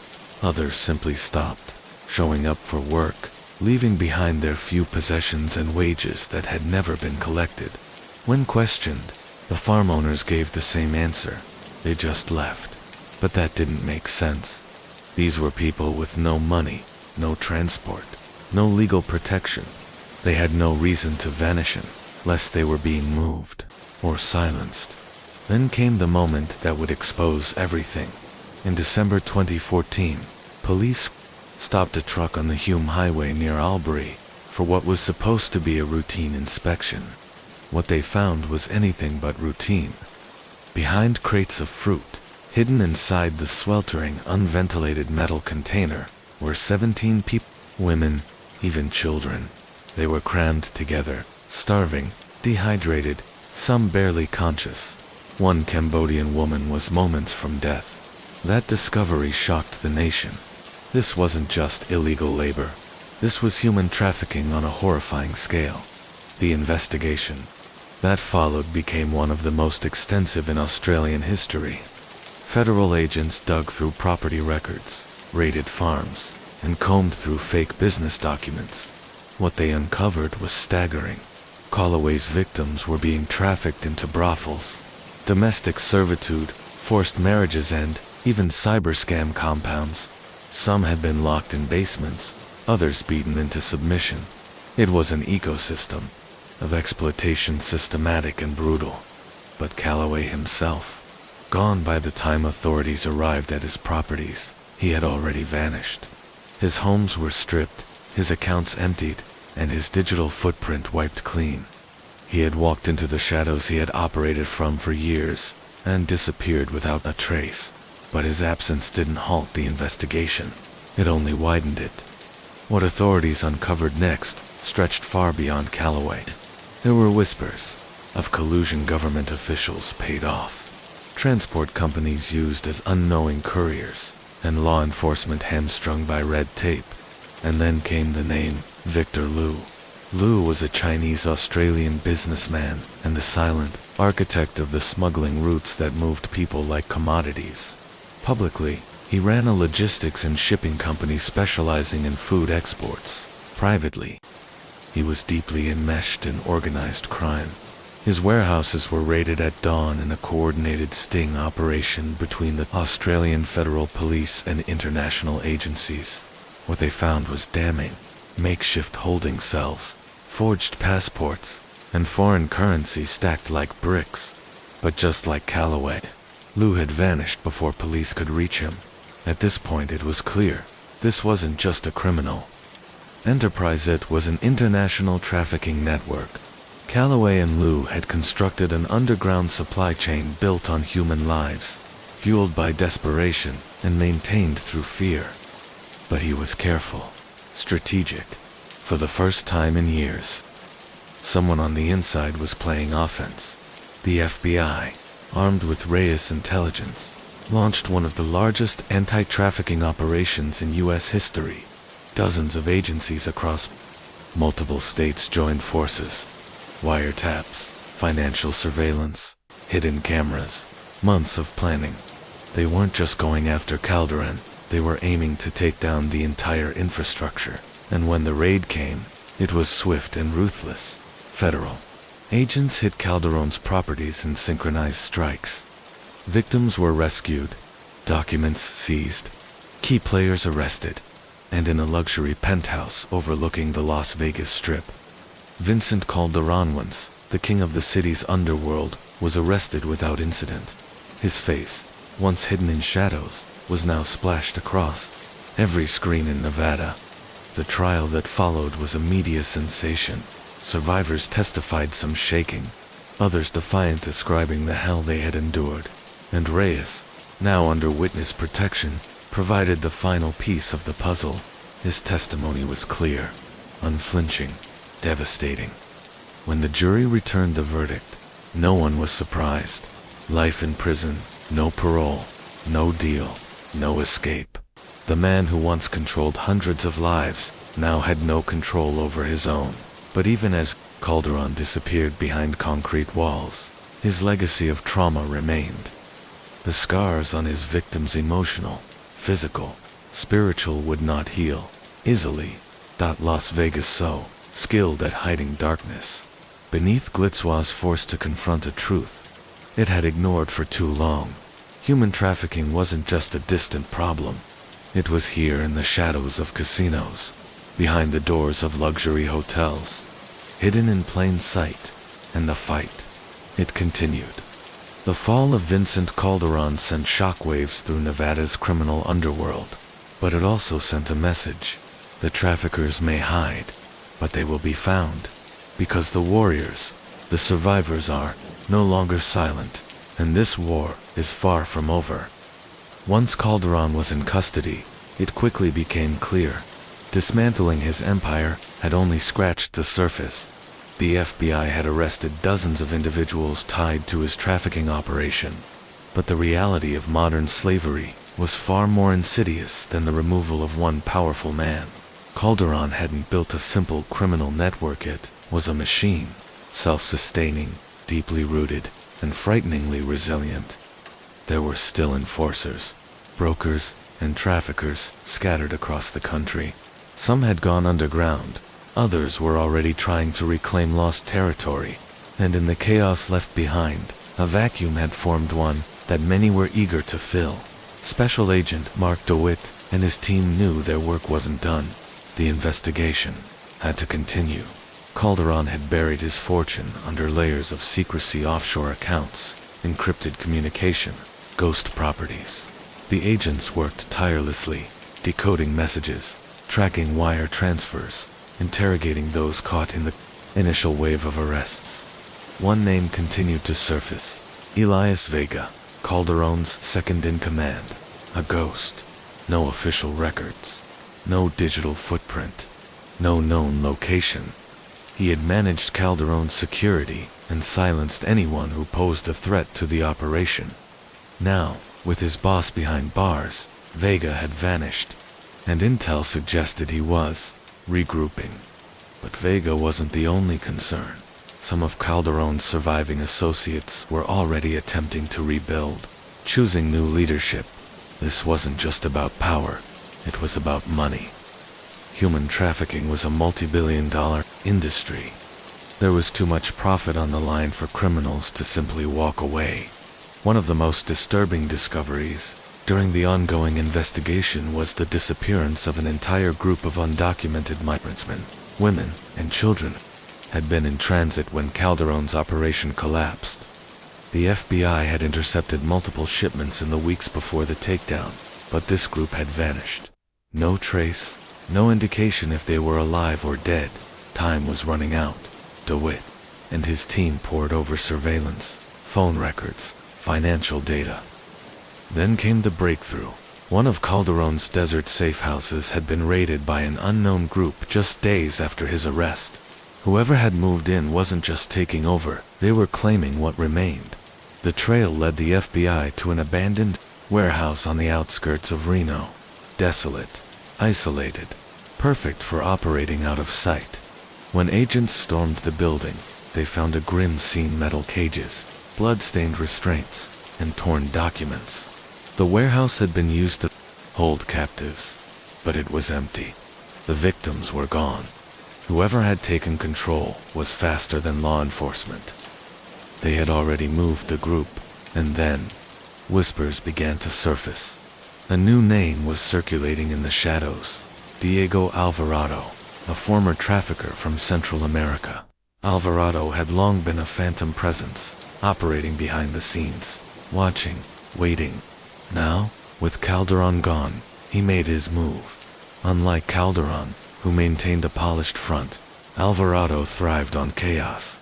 He had no interest in staying hidden. His methods were brutal, merciless. Entire groups of migrants were reportedly executed when ransoms went unpaid. Women vanished into the criminal abyss, never to be seen again. Calderon had run a business. Alvarado ran a war. Stopping him would not be easy. He wasn't based in the US, his operations spanned multiple countries. But there was one vulnerability. Alvarado liked to be hands-on. He oversaw high-value deals personally. That's when the FBI got their shot. Intel revealed Alvarado was planning a major transaction smuggling over 50 individuals into the United States. It would be their only chance to intercept him. The operation would require coordination between the FBI, Homeland Security, and local law enforcement. The plan was to stage a sting agents, posing as buyers would meet Alvarado's brokers at a remote airstrip outside Las Vegas, a place where private planes could land without detection. Surveillance teams took position. Snipers waited. Every detail had to be perfect. If they were discovered too soon, Alvarado would vanish. If they waited too long, innocent lives would be lost. Then came the night of the deal. A low hum broke the silence, the sound of an incoming aircraft. The plane touched down smoothly. Inside, its human cargo, and then chaos erupted. Gunfire tore through the air as Alvarado's men realized it was a trap. The airstrip transformed into a battleground. Agents exchanged fire with heavily armed traffickers. Alvarado made a run for a waiting vehicle, but the FBI was ready. A single, well-placed sniper shot blew out the tires, sending the SUV skidding into the dirt. Alvarado was pulled from the wreckage, furious and defeated.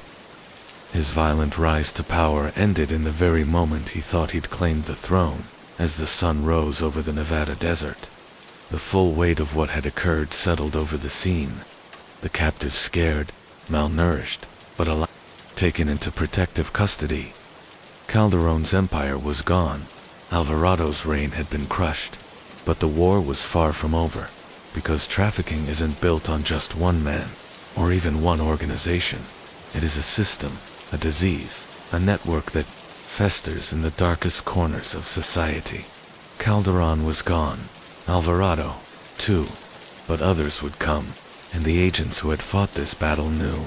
This was only one chapter in a much longer war. As Special Agent DeWitt watched the survivors being led to safety, he felt the familiar weight of reality settle in. Today, there had been a victory, a small one. But in a world as dark as this, sometimes that was enough to keep going. The battle was far from over. Calderon had fallen. Alvarado was in custody, but the machinery behind human trafficking didn't stop just because another predator was in chains. At the FBI field office in Las Vegas, the aftermath of the raid brought chaos agents, reporters, federal officials all converging on the case that had now captured national attention. The pressure to close every loose end was immense. Every scrap of evidence from the operation was being logged: laptops, burner phones, financial ledgers. But the most disturbing discovery was Al's personal ledger, a cold, clinical record of transactions, names, ages, locations, and prices, a catalog of human suffering. One entry stood out. It was dated just days before the raid. 20 individuals were listed, their identities unknown, marked with a symbol not found anywhere else in the book, a small red circle. They hadn't been found at the airstrip. DT's got twisted. These people had been separated, The victims weren't only from Southeast Asia. They came from Africa, Eastern Europe. The Middle East promised safety, security, a chance at life. Some had paid every cent they owned for legal migration, only to be thrown into the grip of modern slavery. Others were taken by force, their first encounter with this operation beginning with abduction, and those who made it to Australia. They weren't given freedom. They were locked in shipping containers, smuggled across states. and hidden in plain sight. The authorities may have cracked open the surface, but beneath it lay something much deeper, a global network of corruption, cruelty, and control. And the most chilling truth of all, Richard Calloway was still out there. Containers smuggled across the country under cover of darkness. For some, the journey ended in forced labor, wages stolen, movements controlled, stripped of their freedom. But for the unlucky, the destination was far worse. Sold into the darkest corners of humanity, into industries that operated in the shadows, where escape was nearly impossible. Forensic teams worked tirelessly, sifting through the ruins of loose warehouse computer hard drives, encrypted files, ledgers filled with cryptic symbols and codes. It was slow, methodical work, but with each layer of data they peeled back, the full scale of the trafficking operation began to take shape. One file stopped the entire task force cold. A shipment manifest dated just weeks before the discovery of the abandoned truck near Albury. Real names, real destinations, payment records detailed down to the last cent. It wasn't just paperwork, it was undeniable proof. Hundreds of people had been trafficked through this system, each person assigned a value, a destination, a price. But one entry stood out. The final line in the manifest wasn't just a name, it was a delivery date. And that date hadn't arrived yet. This operation was still active. Somewhere out there, another group of victims was already in transit, trapped in steel containers, locked away under the same horrific conditions as those who died along the Hume Highway. Authorities were no longer just investigating a crime they were racing against. Time to stop the next shipment from vanishing into oblivion. The existence of an active shipment turned the investigation on its head. This was no longer a cold case. It was an unfolding emergency. But there was a critical gap. The manifest revealed no destination. The case expanded. The Australian Federal Police joined forces with Interpol and US Homeland Security. Because this network, Calloway's networks, far beyond Australian borders. From Bangkok's alleyways to the port cities of East Africa, from underground European markets to illegal sweatshops in the Middle East, the next victims could be anywhere. Digital forensics teams worked around the clock, cracking encryption, decoding files, and cross-referencing terabytes of seized data. Financial analysts tracked offshore accounts, searching for the telltale signs of an active smuggling route. Undercover agents moved through Sydney's underworld, pressing informants for whispers of information. Then came the break. A single, coded email buried deep within one of Lou's servers. It referenced a freight ship scheduled to depart Port Botany in Sydney. Destination, Malaysia. The manifest listed its cargo as non-perishable goods, a common euphemism in human trafficking networks. The ship was set to sail in 48 hours. It was the lead they needed, but acting on it was another matter entirely. A direct raid could blow the operation. If the traffickers caught even a hint of suspicion, they'd abort and worse. Eliminate the human cargo before authorities could intervene, so the task force devised a new plan.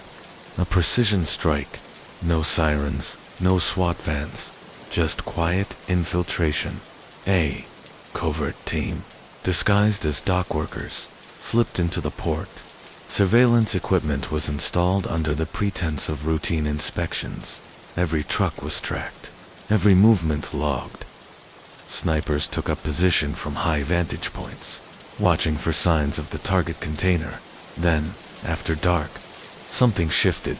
A small group of men wearing high-visibility vests, meant to mimic legitimate dock staff, approached a specific container and secured it with industrial-grade locks. This was it. The signal was given. Special operations agents moved in with surgical precision, night vision slicing through the darkness. The smugglers never stood a chance. Within moments, they were subdued, restrained, and interrogated. But the real nightmare was what lay behind the steel doors of the container. As agents cut through the locks, the stench hit them first. Sweat, urine, desperation. Inside were nearly 60 people, crammed together, barely conscious. Some had passed out from heat and dehydration. Their faces were hollow, eyes wide with fear. They had spent days sealed inside without proper food, water, or oxygen. Medical teams were standing by. One by one, the victims were extracted and treated. Their stories began, two surface stories of deception, betrayal, and broken dreams. Many had been promised jobs, safety, a future. Instead, they were stripped of their passports and sold like livestock. Some had been abducted outright, taken from villages halfway across the world. Others had paid for their own passage, only to be trapped and traded. But the operation wasn't over. Calloway and Liu were still at large. Then, among the recovered shipment documents, investigators found something they never expected. A new name, a signature that had never appeared in any of Calloway's past operations. Someone else had taken control of the trafficking network, someone even more dangerous. The name led investigators to a place they never thought they'd go, a place where corporate power masked criminal empires, a place where law, money, and influence blurred into one. The name was Marcus Whitmore, an entrepreneur, a philanthropist, a man praised in media as the face of innovation in Australian logistics and freight. He sat on government advisory boards, rubbed shoulders with ministers. He was the very picture of respectability, but now his name appeared in the heart of a human trafficking operation that had cost countless lives. His involvement changed everything. They couldn't just arrest him, not without airtight evidence. Whitmore had powerful friends, elite lawyers, and deep pockets. A premature move would spark years of litigation and give him time to disappear. The approach shifted again. They would dismantle his empire. Piece by piece, investigators began tracing the skeleton of Whitmore's operations, financial records, shell companies, secret investments. What they found was staggering. Whitmore had weaponized legitimate shipping channels for years. Victims were hidden inside refrigerated containers, disguised as laborers. He ran forged document services, manipulated immigration systems, and paid off corrupt customs officials who turned a blind eye. Those trafficked were never meant to be seen again. Forced labor camps, underground brothels, backroom sweatshops, and those who fought back, silenced, disposed of, forgotten. But to prove it in court, they needed more than evidence. They needed a witness, someone with first-hand knowledge, who was willing to talk. That's when they found Raya Singh. She wasn't like the other victims. She wasn't just trafficked. She had once been a recruiter, a trusted piece of machinery. But something had changed. She wanted out, and now she was ready to testify. End scene. Next segment will follow Raya Singh's story, her guilt, her role, and the risks of exposing one of the most powerful men in Australia. She had seen everything. The bribes, the hidden warehouses, the cruelty inflicted behind closed doors. Raya Singh had been deep inside Marcus Whitmore's operation, but something inside her had changed. She tried to run. Her rebellion came at a terrible cost. She was beaten, starved, and left for dead in a cargo unit, then shipped off with the rest of the victims as punishment. But somehow, she survived, and now she was their best chance of taking Whitmore down. But Raya was terrified. She had seen what happened to those who crossed him. People who spoke out vanished. Some found dead in abandoned mines or buried in remote deserts. Others were never found at all. Even now, under police protection, she knew she wasn't safe. The authorities had only one option: disappear her before Whitmore's men could. Raya was given a new identity and relocated to a secure facility in an undisclosed location. Every trace of her past medical records, financial accounts, photos was erased. But Whitmore knew. Somehow, he always knew. The task force soon realized they were being watched. Unmarked vehicles began trailing their movements. Communications were breached. Intercepted messages suggested someone was feeding Whitmore their plans. Then one day, a package arrived at headquarters. Inside, a single bullet. Etched into the casing was Ria's original name, a message, a threat. 48 hours later, someone tried to kill her. A mercenary posing as a janitor slipped past multiple security layers and entered the safe house where Ria was being kept. He was only caught by a last-minute security check. But the warning was clear. No matter where they hid her, Whitmore would find her. Time was running out. The task force had two choices: keep running or strike first. So they set a trap. They leaked false intelligence, suggesting Ria would be moved to a remote facility in Western Australia. A decoy convoy was assembled, complete with armed security teams, helicopters, and escort vehicles. Everything about it screamed high-value transfer. Then they waited. On the night of the staged operation, a fleet of unmarked SUVs descended on the facility. Armed men in black masks stormed the compound, expecting to find a vulnerable witness. Instead, they were met by an elite tactical unit lying in wait. A firefight broke out. When the smoke cleared, several of Whitmore's top enforcers were in custody, and among them was Marcus Whitmore himself, the man who had built an empire of exploitation, who had operated above the law for over a decade, now sat in handcuffs. But the fight was far from over. Whitmore's arrest sent shockwaves through the legal system and the criminal underworld. His army of lawyers moved fast, attempting to suppress evidence, delay proceedings, and protect the empire he'd built. Allies in high places scrambled to cover their tracks, and behind bars, Whitmore still held influence. But for the first time, he was no longer in control. Ria took the stand, no longer afraid, no longer silent. Her voice was steady as she exposed every detail, every hidden warehouse, every trafficked victim, every official who had taken a bribe or turned a blind eye. The largest human trafficking ring in Australia. History was crumbling, but even then it wasn't over. As the trial progressed, authorities discovered that many of Whitmore's top operatives had vanished. Bank accounts had been emptied, properties abandoned, and new smuggling routes were already being mapped elsewhere, even behind bars. Whitmore's legacy lived on.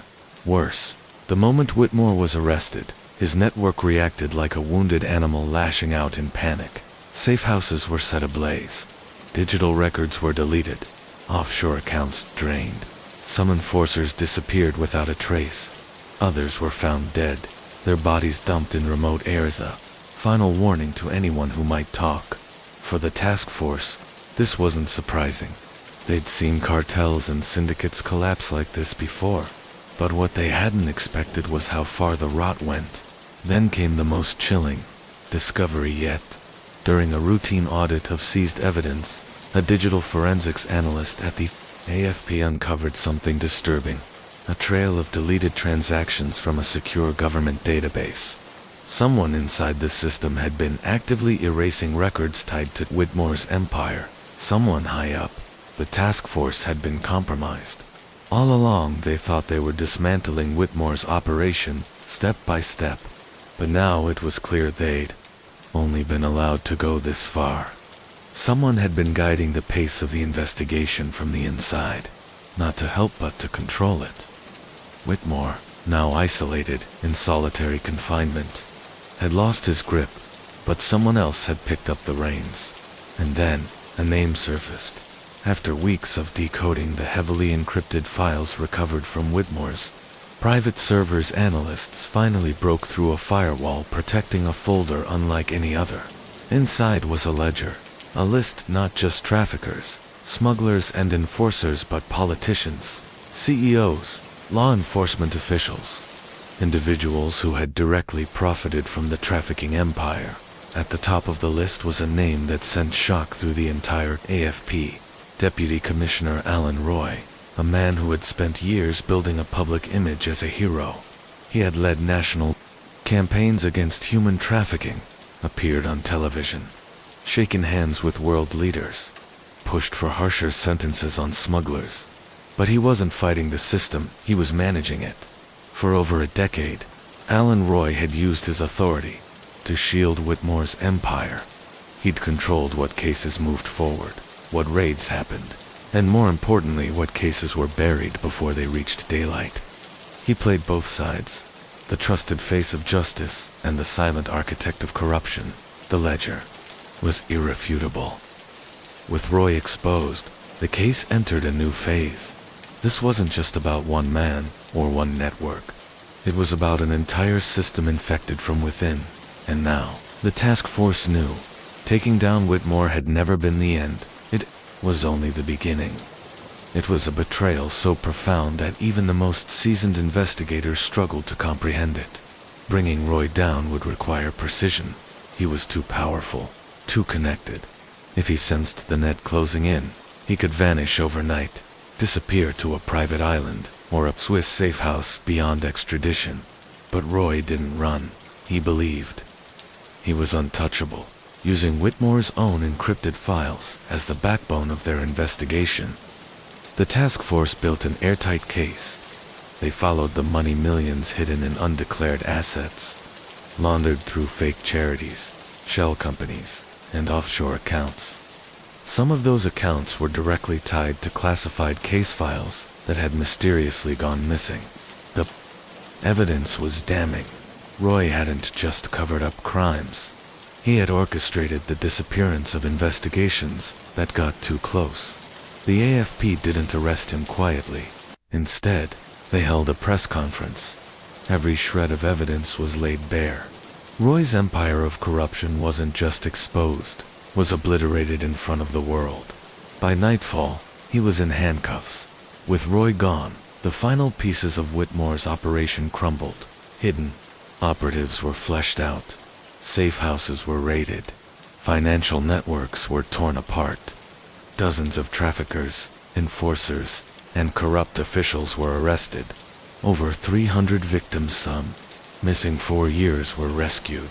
It was the largest human trafficking bust in Australian history, but the victory was laced with sorrow.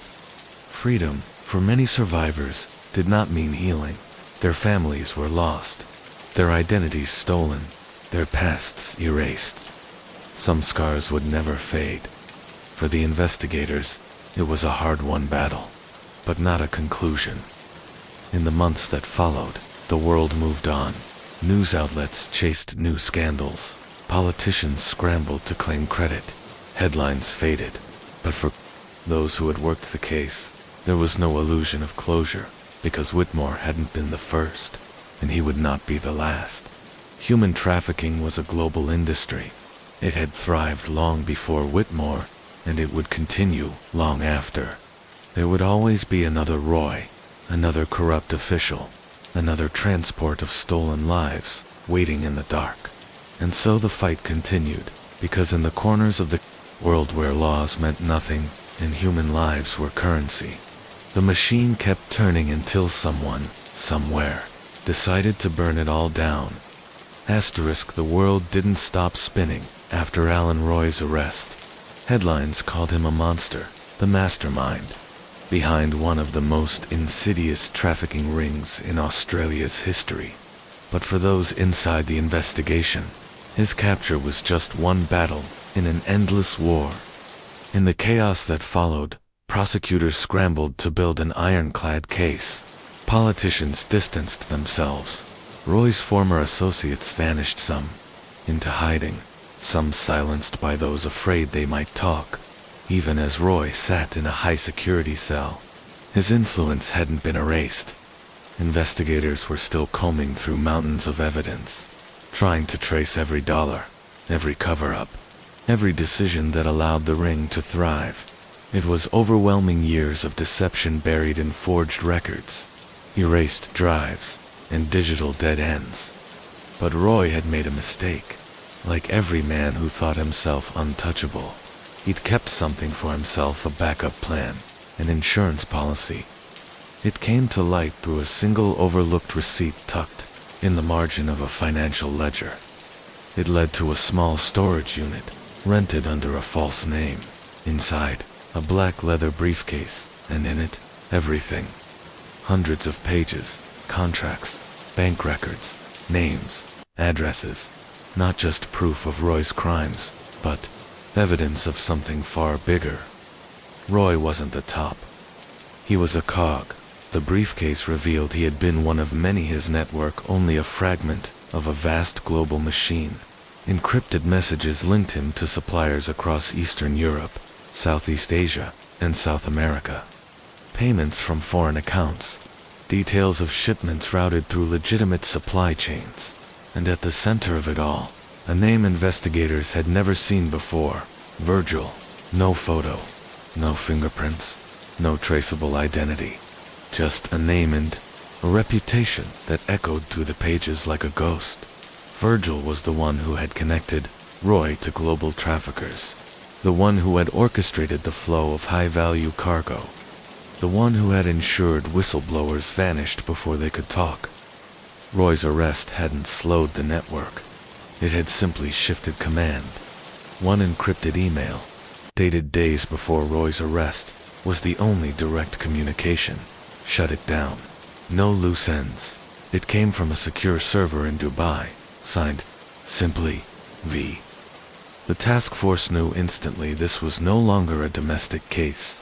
They were chasing a phantom, a ghost embedded in a network that spanned continents. Weeks passed. Agents worked day and night, chasing every digital breadcrumb. But every trail led nowhere. Every server had been scrubbed. Every communication erased. Virgil was more than a criminal. He was an architect, a shadow behind shadows. And then everything changed. An AFP agent working the Virgil lead disappeared without a trace. She'd been following a source, someone who claimed to have seen Virgil once, at a black market auction in Macau. She left to meet him. She never came back. Her car was found abandoned on a remote stretch of highway. Her phone, her wallet, untouched. No struggle, no witnesses, no sign she had ever left. It was a message. Silent, chilling. Stop or vanish. The loss shook the AFP to its core. Not just because they'd lost one of their own, but because it proved the truth they feared. This wasn't just a criminal operation. It was a system. Ruthless, invisible, and willing to kill to stay hidden. Roy was behind bars, but the war wasn't. Virgil was still out there, watching, waiting, and if anyone got too close, he'd erase them just like he had before, because to him, every threat was just another loose end to tie off. Case 4. The phantom moves. It was as if the earth had swallowed her whole.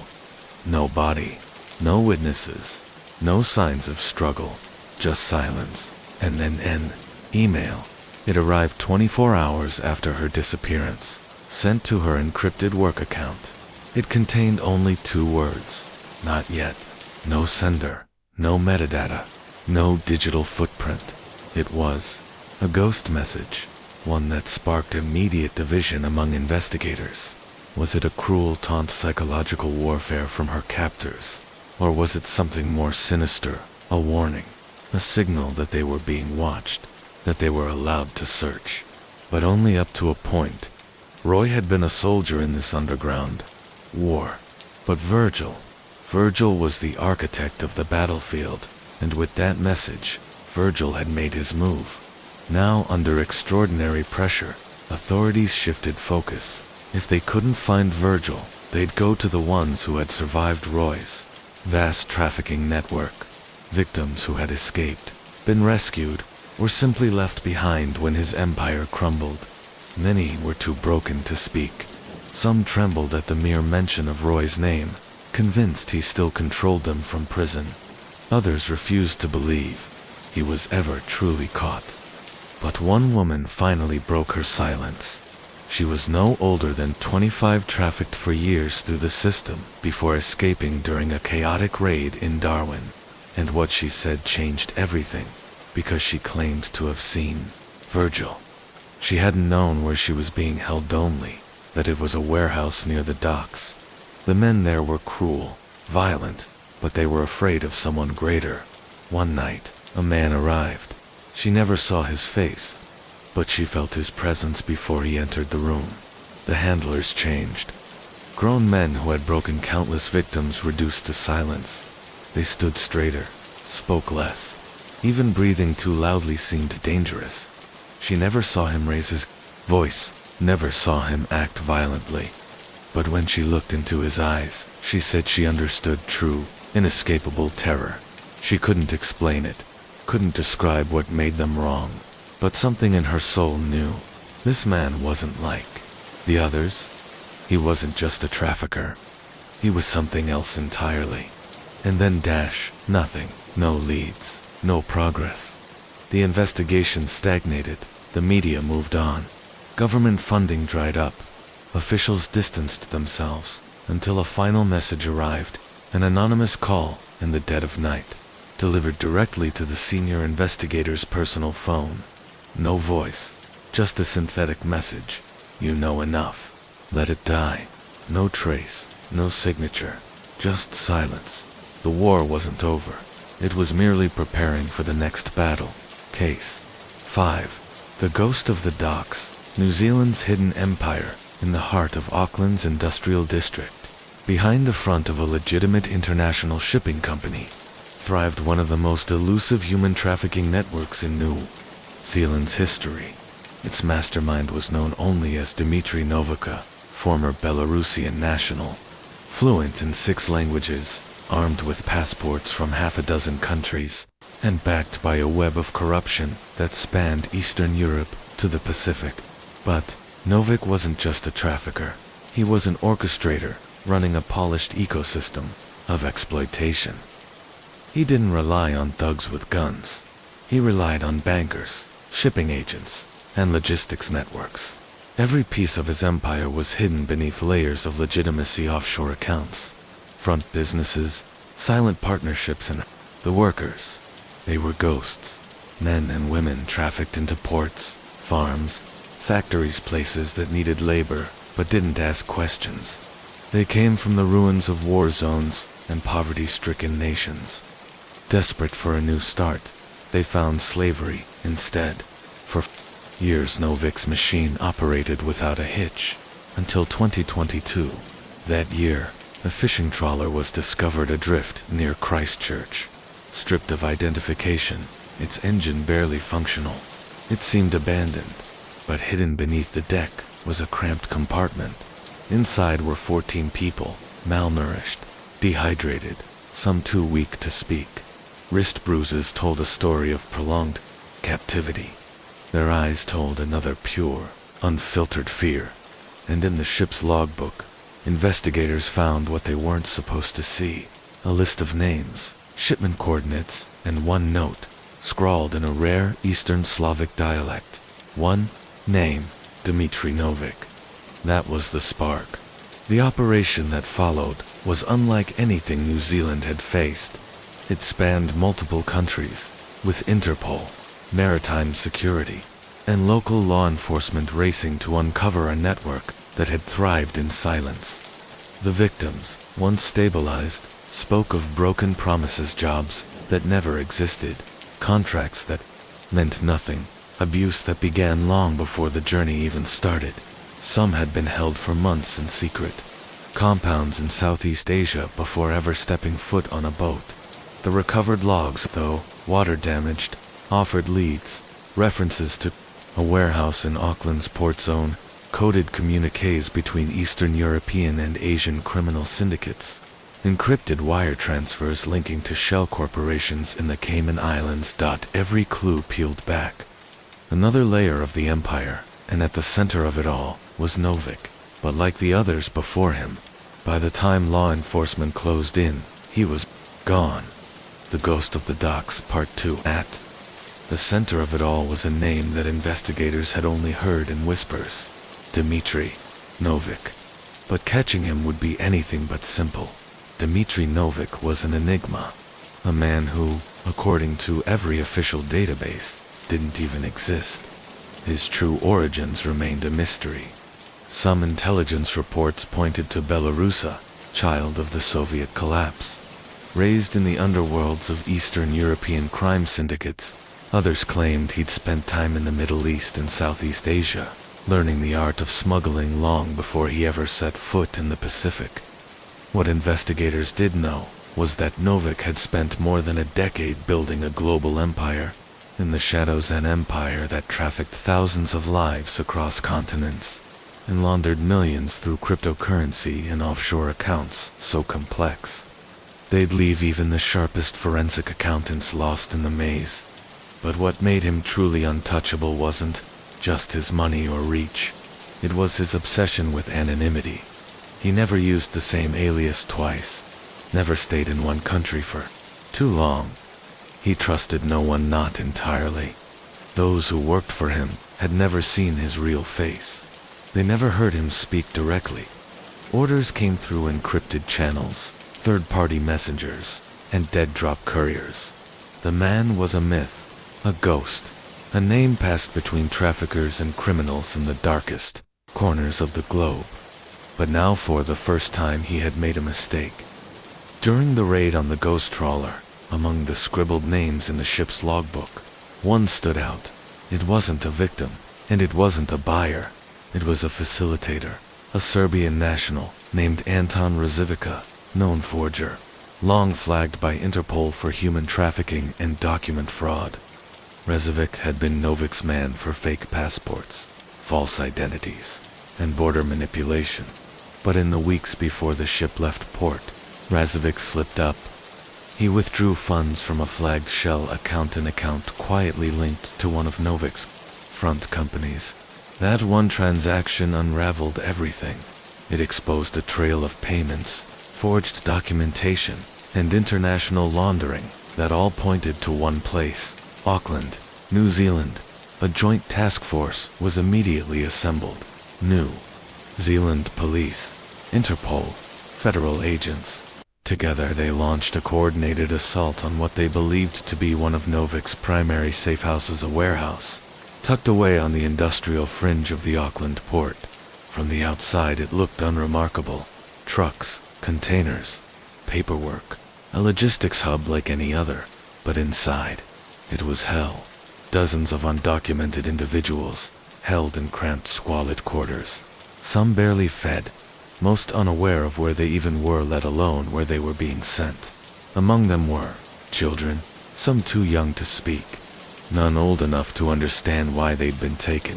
Authorities also found forged passports, weapons, encrypted, ledgers showing transaction chains between buyers and traffickers stretching from Southeast Asia to Europe. But Novik, gone. Someone had tipped him off. Again, and just like that, the ghost vanished. But this time, he left something behind. For the first time in over a decade, Novik made a mistake. A real one. In the chaos of his escape, he failed to retrieve an encrypted drive, one buried deep within the warehouse's internal network. And this wasn't just any drive. It was military grade, encrypted, dense, complex, but it was tangible. Something that could finally link him to the nightmare he'd orchestrated. Once cracked, the drive revealed a trove of damning evidence: cryptocurrency transfers, offshore payments, records of bribes, maritime routes. But most alarming of all, it contained a list, safe houses, and one of them stood out, a high-end estate in Queenstown, New Zealand. Unlike the others' warehouses, shipyards, or forger labs, this one was different. It was personal, a luxury residence, outfitted with state-of-the-art surveillance, underground panic rooms, and a military-grade security system. If Novik had ever stayed there, it meant something had changed. For the first time, he was staying still. A specialized surveillance unit was deployed. It was delicate, quiet, discreet. At first glance, the property looked normal, just another millionaire's retreat, owned by a shell company linked to a Hong Kong investment fund. But small details gave it away. The perimeter motion detectors weren't off. They were battlefield-grade, capable of tracking subtle movement at long range. The surveillance cameras were custom-built. Their feeds could be accessed from anywhere in the world. Electricity usage in the home spiked at irregular hours. Analysts traced the patterns. matching them to known data transfer protocols. Encrypted uploads, satellite bursts. Someone was still using the estate. And then dash confirmation. An encrypted satellite signal was intercepted, originating from within the property. A single data burst, compressed and heavily protected. Its destination, Vladivostok, Russia, known sanctuary for international fugitives, controlled by powerful Eastern European syndicates. If Novik was arranging an escape, it meant one thing. He was still inside, at 3:42 a.m. The decision was made. New Zealand's elite special tactics group, alongside Interpol's trafficking task force, moved in under cover of night. Drones circled, thermal scopes engaged, silent entry protocols activated. The objective was clear: capture Novik, alive. He was too dangerous, too valuable, and now for the first time they had a real shot. But Novik had survived decades of pursuit, and ghosts don't go down easy. The entrances were fortified, and the interior rooms were secured with biometric locks.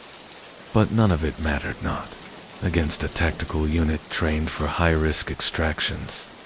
When the first team breached the compound, they found exactly what they had anticipated: a cutting-edge command center littered with burner phones, forged documents, and encrypted communication systems. But Novik was gone at least. That's how it seemed. It wasn't until one officer noticed a subtle irregularity in the hardwood, flooring a section that felt unnaturally hollow beneath his boot that they uncovered the truth. A hidden passageway beneath the estate. Novik had constructed a tunnel system, a personal escape route, designed as his final contingency. The tunnel was narrow, damp, and ran for miles beneath the rugged outskirts of Queenstown. It was well planned, with multiple exits intended to confuse and mislead any pursuers. But this time, Novik wasn't fast enough. Thermal drones picked up his movement. The tunnel walls, once thought to be secure, were lined with motion sensors. Every step he took was tracked. Novik forever, the strategist. The man who prided himself on staying one step ahead had underestimated his enemy as he neared one of the outer exits. He found himself surrounded. Armed officers had blocked every possible route. The net had closed in with tactical precision. For the first time in his life, Dmitry Novik was truly cornered. His arrest was swift. There was no resistance, no desperate attempt to escape.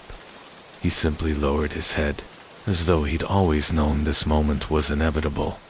But his capture was only the beginning. What followed was a global investigation that would dismantle his vast human trafficking empire. Hundreds of millions in illicit assets were frozen. Over 200 accomplices were arrested across multiple continents. Novik himself was extradited to face a historic trial, one that would expose the full scale of his crimes. His network had collapsed. His empire was no more, and for the thousands who had suffered under his reign, justice had finally come. Courtroom sequence. The trial of Dmitry. Novik would become the most significant criminal case in New Zealand's history. It wasn't just about international human trafficking. It was the exposure of the largest criminal enterprise the country had ever seen. The courtroom was packed. Journalists, international observers, and officials from Interpol, the United Nations Office on Drugs and Crime, and intelligence agencies around the world were present. As Novik entered flanked by heavily armed guards, a hush fell over the room. His face, once hidden behind layers of digital anonymity and private security, was now fully exposed. Pale from years spent in hiding, exhausted, but still carrying the faint air of arrogance. Even now, it was as if he believed he was still in control. The prosecution, led by New Zealand's relentless Crown Prosecutor James Holloway, laid out the chilling truth. Decrypted files from the Queenstown compound revealed the mechanics of an empire that had trafficked more than 8,000 victims across 4 continents. The operation used fake maritime records, corrupt officials, and underground smuggling routes through Southeast Asia and the Pacific Islands. Victims were sold into forced labor, sex trafficking, and indentured servitude. Many perished along the way, starved, beaten, or worked to death in unspeakable conditions. Novik's defense team among the most expensive. Lawyers money could buy argued he had never physically harmed anyone, that he was simply a businessman, facilitating movement for those who knew the risks. But the evidence was damning. Satellite imagery confirmed his trafficking routes. Forensic analysts traced financial transactions totaling hundreds of millions of dollars, and the most powerful testimony came from the victims themselves. Survivor testimonies, one by one. The survivors took the stand. Ella Fernandez, trafficked from the Philippines to a fake textile factory in Australia, wept as she recounted being separated from her younger brother, who was later sold to another criminal network. Koji Tanaka, a Japanese man forced to work aboard an illegal deep-sea fishing vessel off the New Zealand coast, described savage beatings and near starvation for trying to escape. Their stories were gut-wrenching, and even the most battle-hardened officials in the room struggled to hold back tears. Novik, meanwhile, remained cold. He never once looked at his victims, never once showed remorse. After months of proceedings, the verdict was read. Guilty on all charges. Novik was sentenced to multiple life terms, without the possibility of parole. He would serve his sentence in New Zealand's most secure prison, extradition to other countries also seeking justice. He showed no emotion, just a small, bitter smirk, as if this was merely another game to outmaneuver. Aftermath. Outside the courtroom, his empire continued to collapse. Law enforcement agencies worldwide raided properties, froze accounts, and arrested dozens of corrupt officials, from immigration officers to senior bureaucrats who had enabled Novik's operations. But justice had a cost.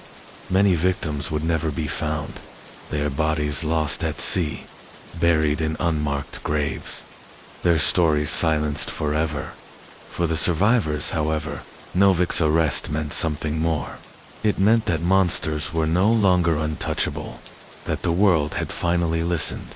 Legacy: news. Of the conviction dominated headlines. Documentaries were rushed into production. Governments convened emergency sessions, reevaluating immigration policies, border controls, and global cooperation strategies. And the work wasn't over.